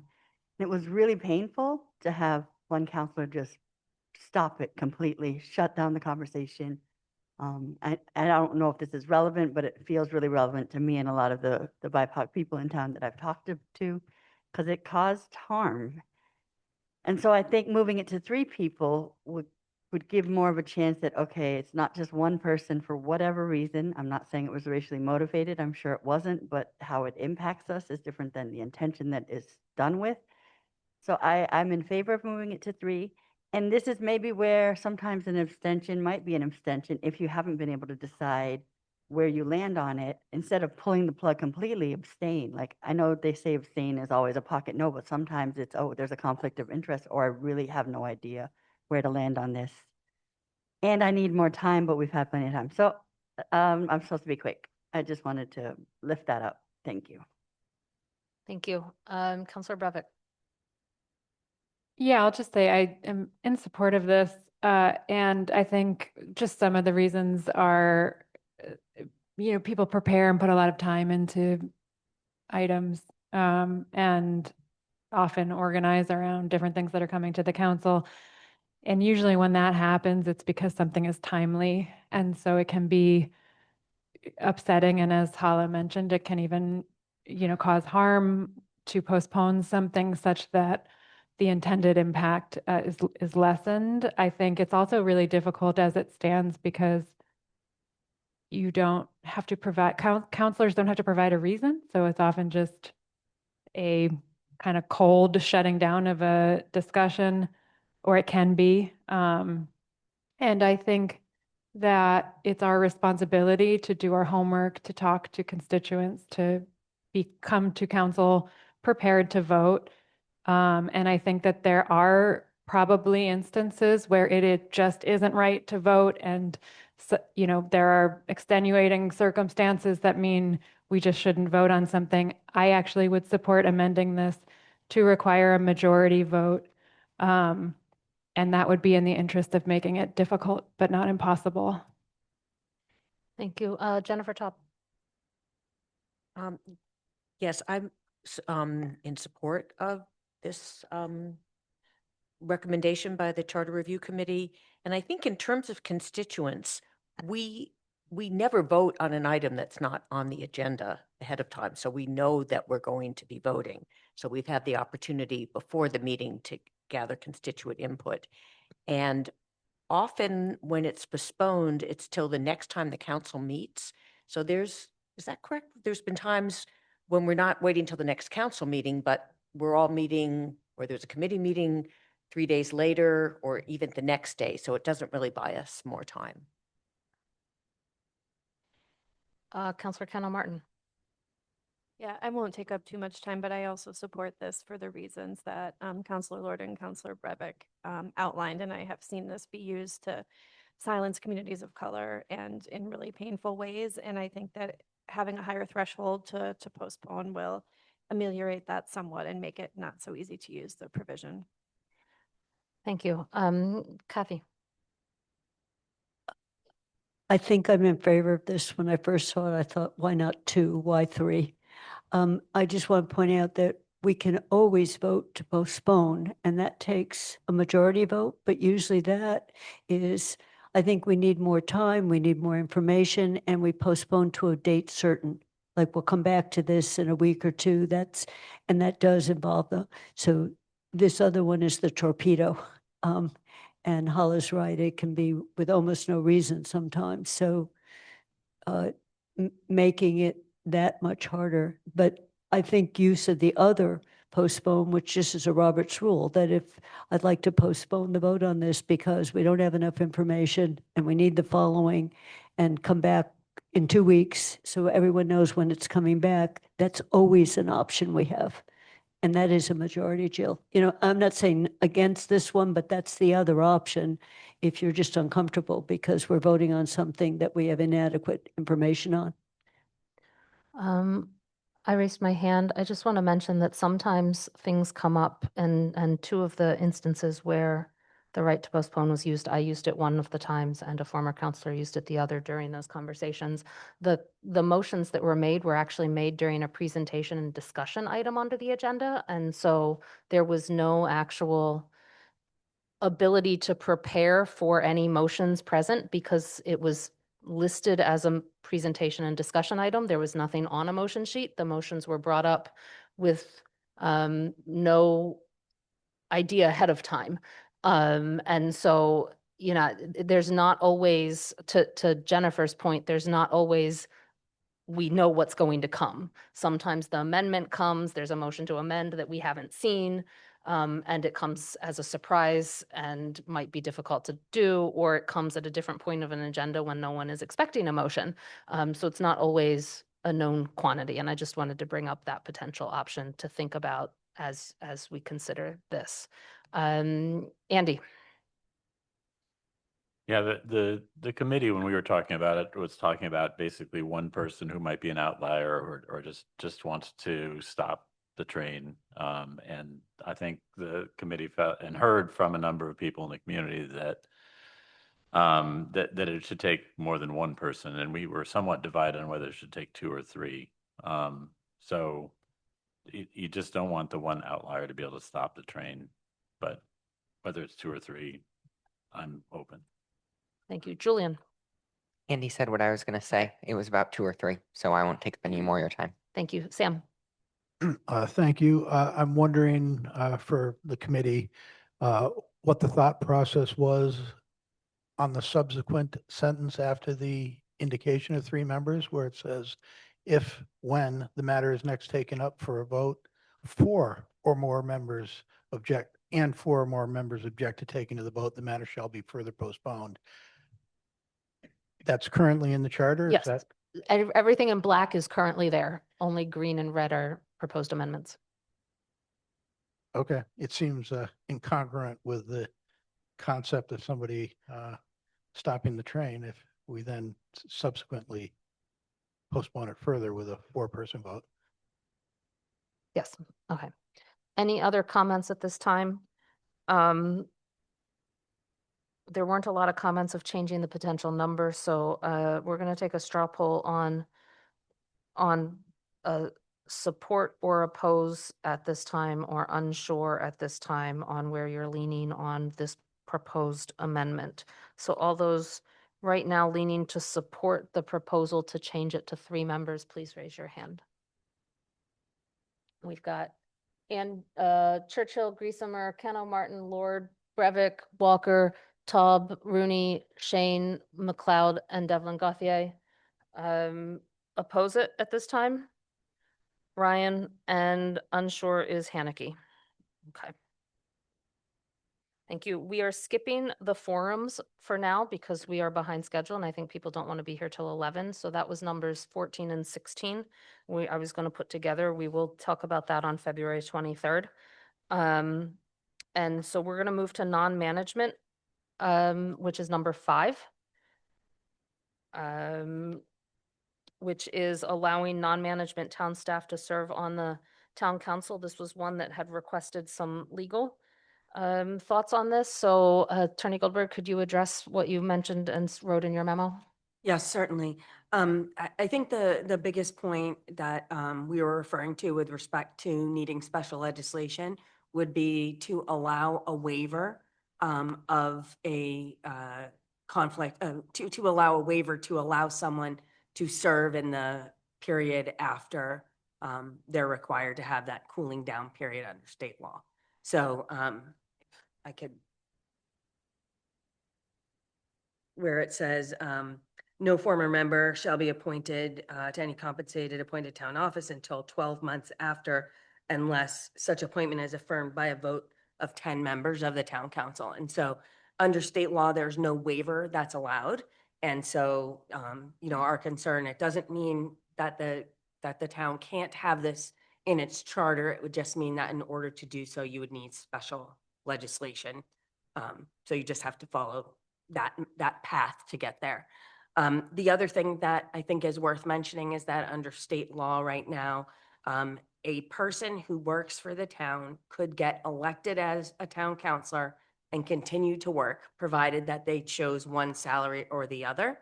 I think that you could read this as saying that a person who is an elected member of the town council could get appointed to a job. And again, that would require a special act, because under state law, you have to have your position first. You can't get it afterward.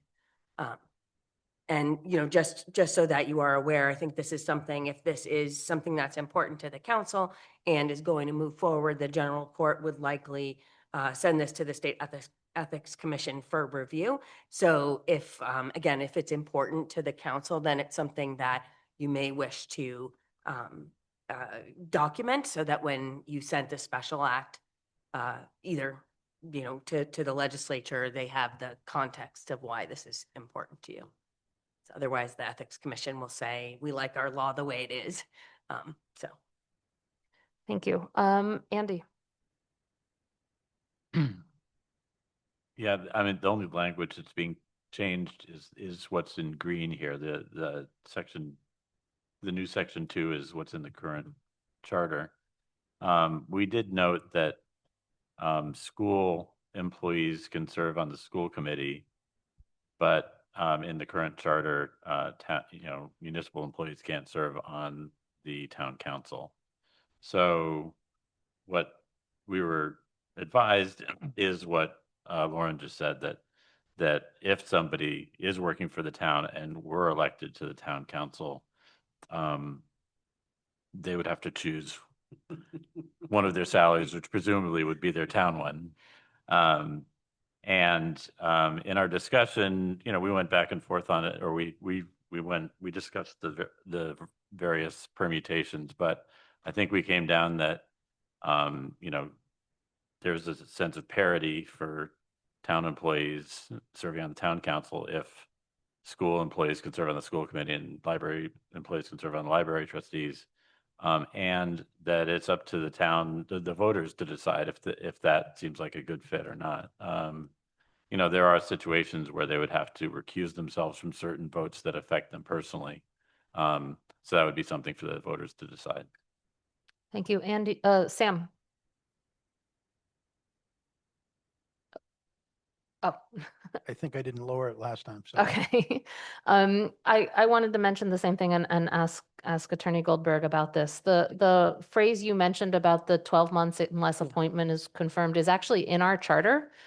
So without a special act. So do you see that same problem, or was that a comment based on thinking that we were trying to add it? I thought I'm sorry, I thought it was new and you were trying to add it.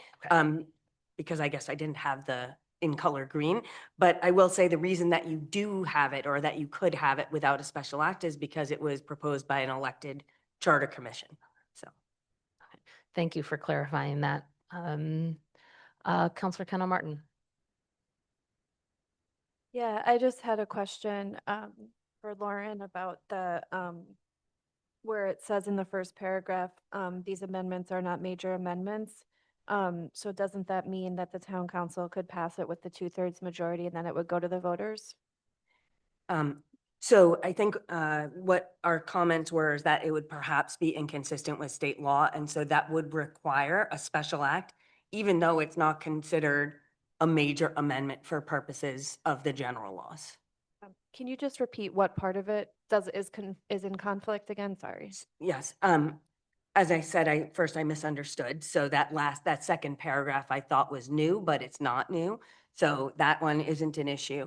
The only conflict or the potential conflict from my perspective would be if this language was meant to allow a person to be appointed to a position after they had been elected. And if that was the case, then as a town councilor, then that would be inconsistent with the conflict of interest law and then require a special act.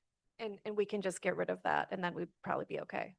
If we said that, yes, we could clarify that and it would be just a regular amendment that would go go to the voters after approval by the council. Thank you. Anna. I was like, it was up and then I put it down because I was trying to figure out whether this was a tangential or not. So, I think you were citing state law about picking only one salary, benefits, other compensation. Like, do they have to give up everything or just a salary and they can still receive benefits? It's just the salary. Okay, thank you. I had a question about the additional section 1, I guess it was the large paragraph that starts notwithstanding the section, all council members must adhere to it. I was just curious whether this is something necessary, or is it just a repetition of state law such that it doesn't really need to be in the charter because it's just, is it adding anything that is not in state law? Such that we would want to put it in the charter, or is it just a repeat of current state law that doesn't necessarily need to be here, but would still apply even if it wasn't here? Yes, in my opinion, this is a restatement of state law. And I actually see there, and I don't know, I'm sorry, it's getting late, but it says no sitting council member shall be appointed to any additional compensated position. So this would be something, this part, that could just go to the voters if you were to adopt it, in my opinion. But state law does prohibit any person who's elected from acting on any matter in which they have a financial interest. If you work for the town, then you would have a financial interest the way that the ethics law and case law has determined. You would have a financial interest in the entire department. And so you wouldn't vote on that department. And that's also in state law. And there's lots of different ways to deal with that. It can be kind of a standing abstention from that portion of the budget, or you could actually recuse yourself from that particular vote. So there's several ways to handle it. Thank you. Julian? I was just going to clarify what Andy was speaking to, which was what we found was that school employee, library employee can serve on school committee, library trustees, but that same school or library employee cannot serve on town council. Neither can town employee. So I just wanted to make that clarification. Thank you. Seeing no other hands, we're going to take a straw poll of this one. Support, the options are support adding it in, oppose adding it in, or unsure / maybe wanting to add some but not all, or relook at it. Those that support at this point, potentially support adding this in as it was presented, please raise your hand. We've got Churchill, Cannell, Martin, Brevik, Taub, Rooney, and Devlin Gauthier. Those that oppose adding it in at this time as they think about this, please raise your hand. We have none raised. Those who are unsure or not sure what to do with it, please raise your hand. That is everyone else. So Ryan Griesemer, Lord, Haneke, Walker, Shane, McLeod. Thank you. That takes us to explanation on a path for adopting the charter changes. The charter amendments that were proposed that we did not get to tonight are going to be within the presentation and discussion items of our agenda on February 23rd, including the one that I removed from tonight to try and get us out of here at a reasonable time. So we will be continuing this for at least another hour on February 23rd into that agenda item before we move on to actually voting on stuff. So I want to go to Attorney Goldberg. You had a great explanation of minor, major options for what we have for paths to potentially amending the charter. And if you can summarize that really quickly, and then in with that, you touched a little bit on it for the one we just had about the non-management town employees serving on the council, but are there any that you see that we've talked about tonight or that were in this proposal that no matter which path we take, or if we take the one that doesn't require a vote of the council, that it might need both, sort of a special act plus a vote of the town? Like, do you see something where the legislature or something might require something else, or that even if we voted it, the 43B method, that it still might need something else? So if you could talk about Really that'd be quick great. point of information. Yes, Julian. Meg Gage, one of our committee members, left the room to Is go she back home. on? She just rejoined us on Zoom. I just wanted to point that out. Excellent. Thank you for seeing that. Meg, can you hear us? Yes, I hear Okay. you. Thank you. Okay. Back on mute, so you don't. Thank you for seeing that, Julian. Okay. Attorney Goldberg. Okay, so this is obviously a very complicated area, and I don't want anyone to think that me spending 5 minutes on it is really going to clear things up for you for the rest of all time. It's, I've done this work for a really long time, and it's filled with apparent contradictions. So there are two main ways to do charter changes. The first is through a special act, When you use a special act, there are no content limitations. Okay. So when you use a special act, you could have a major, I'm going to put it in quotes, amendment. You can have a minor amendment. You can do any kind of amendments you want. And you can actually do amendments that are different than what's found in state law. So if state law says, for example, anybody is elected if they receive the highest number of votes, if you're doing a special act, you can change that and you could say you can only be elected if you have the highest number of votes and you have at least the minimum to be nominated. So you can make changes that otherwise you couldn't make, okay? And it's about anything relative to the form of government. That's where the changes are that you can make. The other thing about a special act is that there is no requirement that there be a voter acceptance. So the Constitution doesn't say this has to go to the voters for their acceptance. It is often the case, the bigger the deal, and I know that's a very legal term, but the bigger the issue, the more likely the general court would prefer to see voter acceptance provisions. And you can kind of see why, rather than them making the big policy decision, you know, are we going to go along with this because the council voted? They can let the voters make that big decision. So oftentimes, if there's a change in form of government, you will, I mean, almost every time, you will see that a special act requires voter acceptance. There's a few that are not like that because the towns may not have understood and voted first before the charter was sent to the general court. So that's one of the examples. Also, you know, if something's basically come up over and over again, the legislature might say, you know, we don't need that. But most of the time, the bigger the changes, the more likely voter acceptance will be required. You always have the option of requesting a voter acceptance provision as part of your special act, though. So you can always choose to add one. I've never seen them take one off. So, you know, if that's something that's important to the council and that's the method that you choose, you always can choose to include that voter acceptance provision. That's a special act process.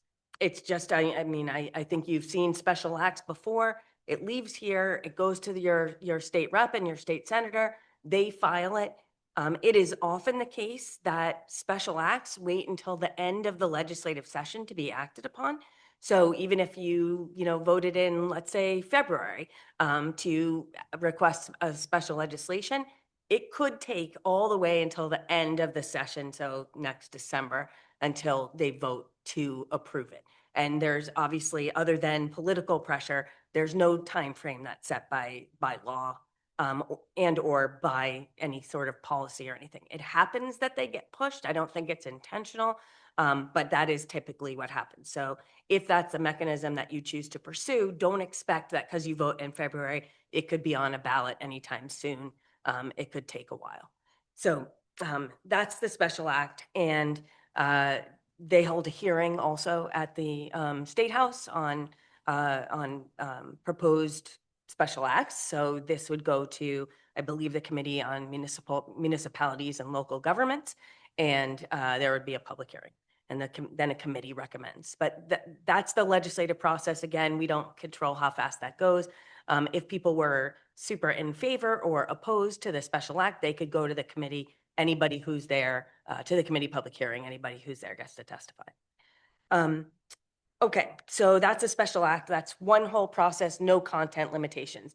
The other process is through Chapter 43B, which is the Home Rule Procedures Act, and it was adopted to implement the Home Rule Amendment. And I promise I'm not trying to torture anyone.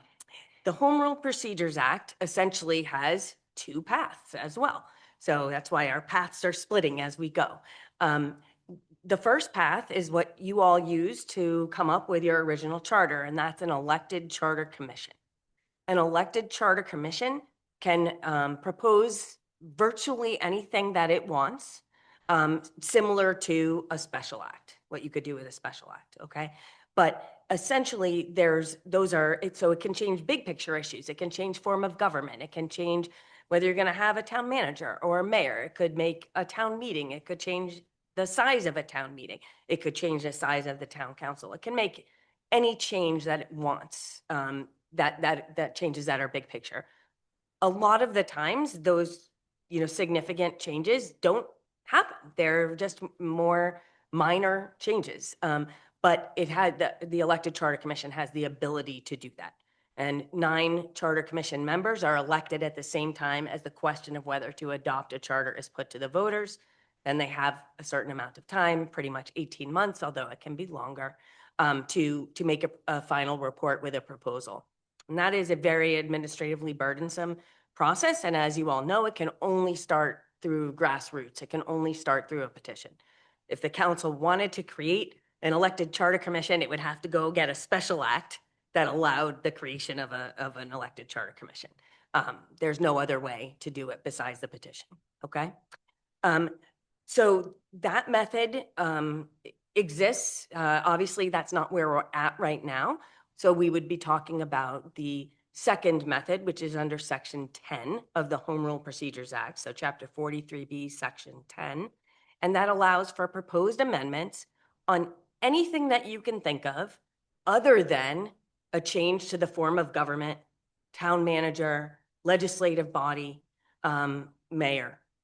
And those are considered to be major amendments for purposes of this chapter and of this law. So because only only an elected charter commission can approve major amendments, you would have to follow the special act method if you were going to make or propose any changes like that. Okay. Every other change, no matter how big an impact it might have, would typically be considered a minor amendment.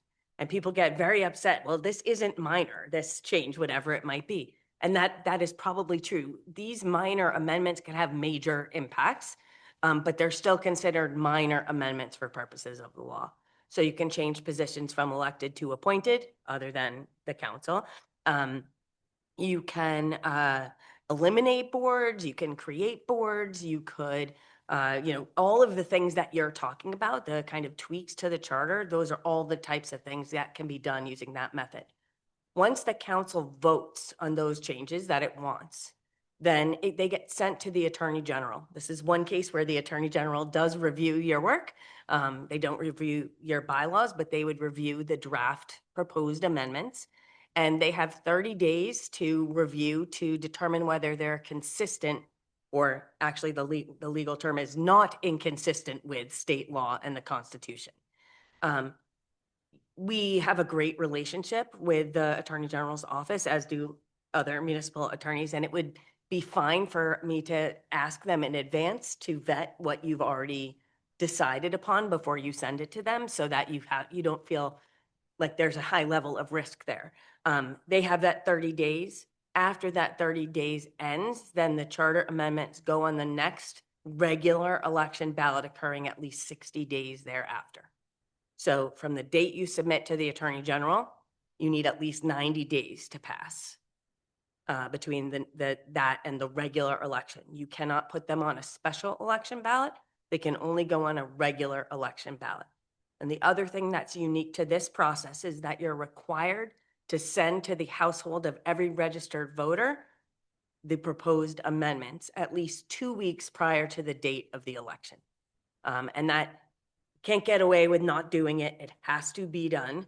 And so that's something to think about in terms of what the format of that might look like, and how to get it there. A lot of times, especially if they're significant, towns might use, and I don't remember what you did for the charter commission, but might use like very thin, like newspaper stock that gets delivered to every household of registered voters. So with the 43B method that we're talking about, the minor amendments, there is a requirement for voter approval. On the ballot itself, the question is standardized. It appears in Chapter 43B, Section 11. Below that question is a summary. And the summary has to include changes to the legislative or executive branch, or if not, the most important changes. And typically, and the clerk would agree, I'm sure, the effort is to keep it brief because that takes up room on the ballot. So the job of kind of getting the word out about what the amendments are and how, what will be on the ballot, et cetera, is typically left to the town to do that education. Other than that one mailing, though, the town isn't able to mail anything else to voters. So it has to be done through forums, Q&As, public hearings, that kind of thing. And then if they're approved at the election, then they take effect immediately unless there's a delay that's built into the amendment itself. And it's important to think about what that implementation is going to look like. It's easier with a special act because you can just address that transition straight out in an outside section. It doesn't stay in the charter forever and ever. But with a 43B amendment, you really do want to think about the timeline for implementation so that you don't leave anything to chance. So it might be, this will take effect in 3 months from the date it's effective, or, some other process for implementation. But you really need to think about the unintended consequences. Like, if the council meets the next day, what's the quorum for approval of a measure, that kind of thing. Okay, I think that's it. Questions? I want a clarification on one. When you say the next regular town election ballot or next regular election ballot, you mean town election, not state election. So Right. when we're talking here, that means not this coming fall, but fall of 2027, just for clarification purposes. Correct. Okay. And the other question I have is, as I do this, when we vote in March on these, if we choose the special act route, do we have to vote on the special act, or could we vote to adopt an amendment and then come back later with the special act language and revote that later? Or should we have that ready at our March? And same with the March votes on if we were to go the 43B route. Can we just sort of have a vote that says, yes, we want to amend the charter and then come back later with the right language, or do we need that in March? I'm just going to throw out yes as the answer to any of that. I'm kidding. So you don't have to have the exact language for the special act if you vote to amend the charter. You can vote to amend the charter or vote to approve the amendments to the charter, and then the special act can be the special act can be drafted afterward. There's no problem with that. That could come back to you. It's not required. In fact, sometimes towns just send, or cities just send the proposed revisions to their state representative or state senator. I don't recommend it, but they do that sometimes. So that's that. With respect to the charter amendments, if you went under 43B, I think there's a lot of time. So I don't think you'd have to vote those right now. You could vote on the actual wording later. I will say that for the special act process, you could in the special act say that this could go on the ballot at a special or regular election. You don't have to, it's not limited to regular elections the same way that 43B is. So if timing, is something that you're interested in, you can think about that, because that is available as an option for that. Thank you, Councilor Ryan.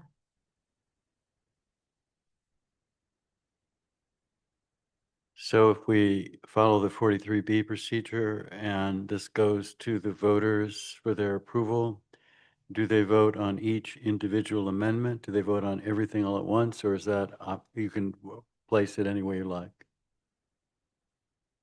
Nothing gets by you guys. Thank you. Yes, that, believe it or not, is completely up to you. So that is another one of those kind of policy decisions to be made. And I will tell you that there's two different ways to approach it.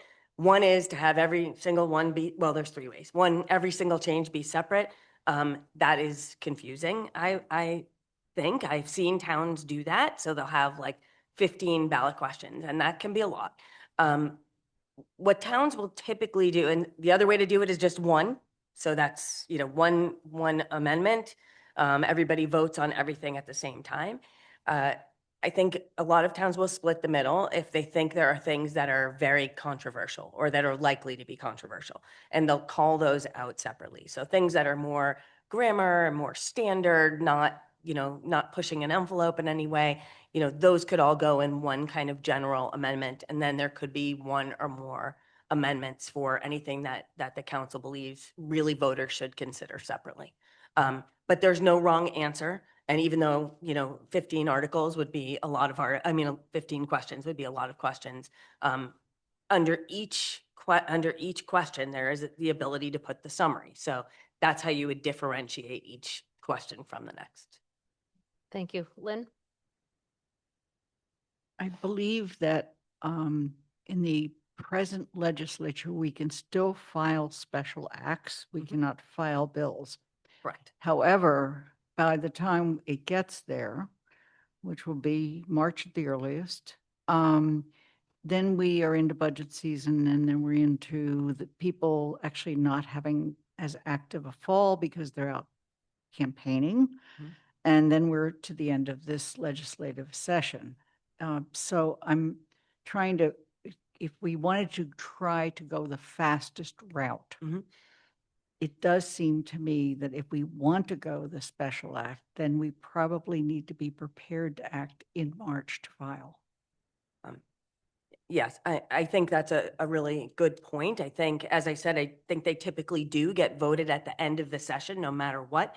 But the sooner that it's filed and, the town's state rep and senator understands the importance of the issue to the council, the more likely that it gets acted on before the end of the session. And actually, this year, there will be a changeover in the, at the State House. This was the second year of a session. That session could end and the bill would need to be refiled. It wouldn't need to be revoted, however, but it would need to be refiled. And it's correct, you can file requests for special legislation at any time. And I will just mention, because for those of you that remember being a town meeting season is coming. And so getting your proposed bill in prior to all the special acts that will come from the town meeting season is probably a good thing to bear in mind. I have one other comment, and that is, I think for the council, the decision here is our public always loves to weigh in. So not taking it to them for a vote and instead going directly to the legislature may lead to some other criticism. So just say that. Andy? I think I remember that if we go the special act route, it requires a majority vote of the council, and if we do the townwide, the 43B, it's a 2/3 vote. That's correct. And then I guess the question is just how likely is it that a special act would be approved by legislature? Is that we've had special acts that the Charter Commission sent in, 6 years ago, and they've been tabled ever since. So is that a possibility? Well, in my experience, it is unusual for a bill not to get acted on at all when it's filed by a town. I can't explain why the Charter Commission's bills sat. Typically, there is that wait, and typically it does take until the end of the session, but it's never a guarantee. It's the legislature, and you just have to hope that you have the right influence to make things move forward. So it's possible it could not get moved forward, but particularly if it has, support from the council, significant support on the council, it would be more likely to move forward without an issue, in my opinion. Thank you. Pam? Can I assume, or maybe somebody already said this, but I didn't hear it. If we go the 43B route, can't we put that on the election this fall as part of the state cycle? We'll have, the town clerk will be prepped, people will be coming to the polls. It's so economically better than waiting for our own council cycle. So it used to be that the Secretary of State who prepares the election, the ballots for all of the cities and towns, was more open to the idea of including a question on the ballot at the state election. You would always have needed a special act to make that happen, however. So in recent years, the Secretary has not been as open to that. In my experience, they have a lot on their plate, as I'm sure you can imagine. And because of the way that Chapter 43B is written, it says that you can place it on the ballot At the next regular, it says city, but city election, or at the first annual or biennial town meeting for the election of town officers, held at least 2 months after the AG's decision. So the 43B route is less flexible. And I think that's the biggest difference. It's less flexible. In terms of going to the legislature without going to the voters, I think the important thing to just remember there is that as long as there's a voter acceptance provision, then that special act does not take effect. It's the same as having the 43B questions on the ballot. It would have no legal effect unless and until it was approved by the voters of the town. And that's written in specifically. So it typically will say, you know, this section shall not take effect until approved by a majority of the voters at the blah, blah, blah election. Thank you. Lynn? Yeah, my next question probably is more political than anything, but one of the other issues that we have discussed with our state legislators is the possibility of changing the language in the charter as it relates to ranked choice voting, which is the special act that we failed to get through. We've filed it every session. And we're told the reason it won't is because the state turned down ranked choice voting. However, we've seen other towns that have. So if we want to change that language under this process, we could do that. Am I correct? We could do that as part of this special act if we want to change the language in the charter. Yes, you can put whatever you would want to put in a special act, you could put in there. Even though it was not recommended by this commission, by this charter committee. In my opinion, yes. Thank you. And could it be done through 43B without needing a special act? then? No. Okay. And the reason for that is because if you want to use 43B, it has to be consistent with state law. And there's a provision in the Home Rule Amendment in Section 7 that says towns can't make laws relative to elections. Thank you. Julian? Well, Pam, were you before me? Your hand's up. Andy and Pam's, I think, are just residual. Okay, great. My one question was with the 43B process, do you have to have a 2/3 vote of the council on each individual amendment, or do you have to have a 2/3 vote on the council for the ballot question, or both? The amendment has to be approved by a 2/3 vote. So in my opinion, it depends how the council chooses to vote it. The council could vote each one separately, or the council could vote them together. If that's a discretionary decision. Thank you. Seeing no other hands, I know we are past 10. We have one other item to discuss, hopefully briefly for now. It's the Beyond the Charter. It was part of the motion for the work session. Attorney Goldberg already talked about the process for major changes in terms of part of what the Beyond the Charter items were. There is a memo in the packet, a new memo, that discussed and identified items, given the counselors' responses to the questionnaire on where things might go for the Beyond the Charter items. You'll see there's a lot that were mixed responses. And about half of them were mixed responses where you couldn't really, when I looked at it and I gave everyone the responses that I received, there wasn't one overarching desire of the counselors. These are important things to discuss. It is late, so before we start a discussion on this, I wanted to talk about what my plan is for this. As you saw, we had to move quickly through all of the 22 amendments tonight, and we only got through actually 11 of them. We have 11 left. Those 11 will come back on the 23rd at the meeting on the 23rd for about an hour of discussion for those 11, which is even quicker, but those were ones that seemed to have less desire for discussion or need for discussion, a little more basic of the proposed changes. At that meeting or any of the March meetings, including the first meeting in April, I'm gonna try and figure out how during presentation and discussions or even during the agenda items to get these beyond the charter items into the agenda. As you can see from the memo of how varied the responses were, it will not be a quick discussion on where to air traffic control them. One of the reasons why it was left so little time tonight is because it was clear it would not be a quick discussion, and we can't actually vote finally on anything tonight, given our rules of procedure on work sessions. So we would have the discussion, but then we wouldn't be able to vote. Whereas if we do it at a council meeting, we can discuss and vote at the same time. I will be working with the vice president and all of the agenda setting team to figure out how we fit these in and how best to fit them in efficiently. They don't have a time limit to act, which is why it's going to be a couple of meetings and potentially April till we get to all of them, because the 22 do have a time limit to act. Does not mean they're less important.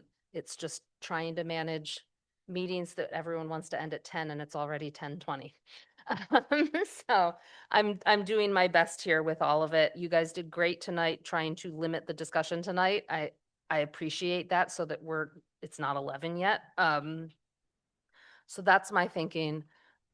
Trying to find a way to split these up into maybe groups of to GOL, to the ones that had mixed responses, put them on a couple and all of that.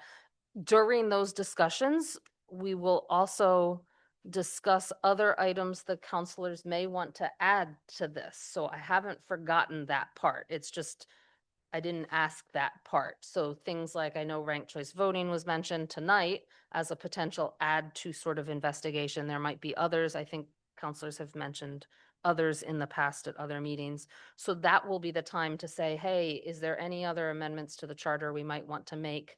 And where should we have those discussions initially? There is no time limit on that.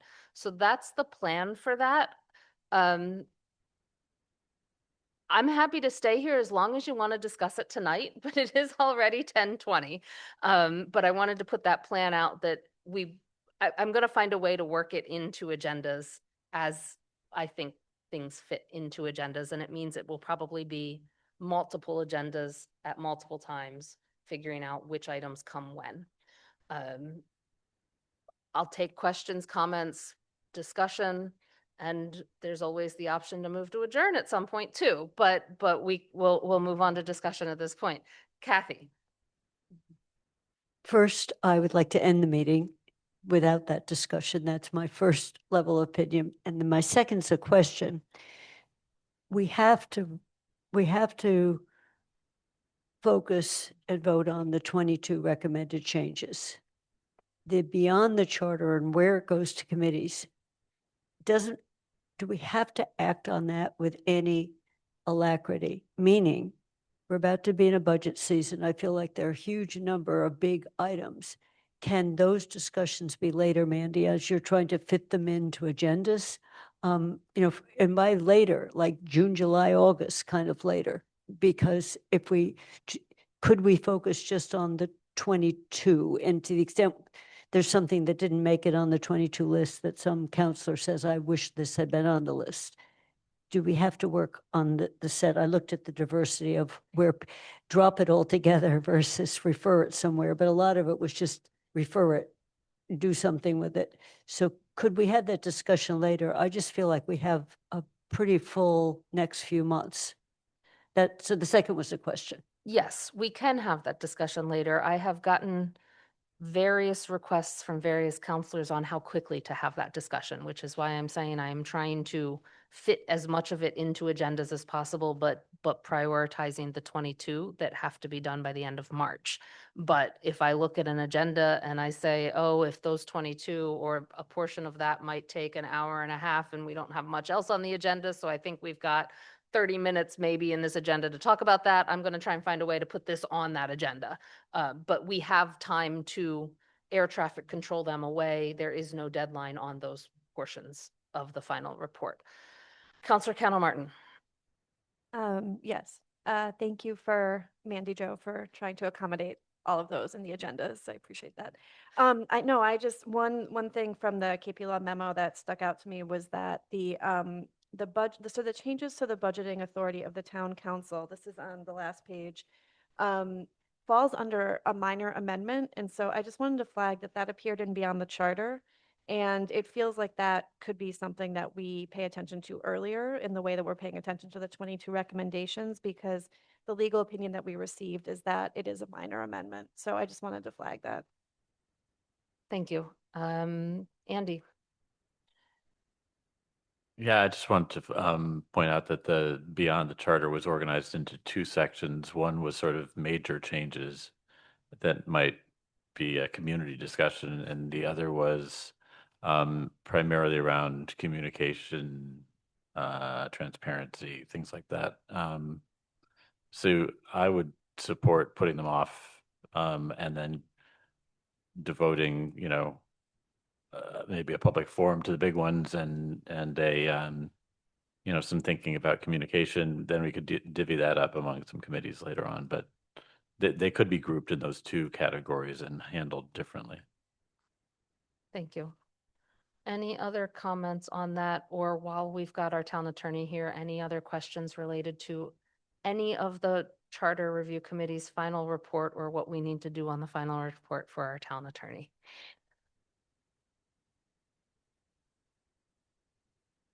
Seeing none, I'll make the motion to adjourn. Is there a second? Second. We are all here. All those in favor, raise your hand. That is unanimous. I enthusiastically support. We are adjourned. Thank you all. Good night, everybody.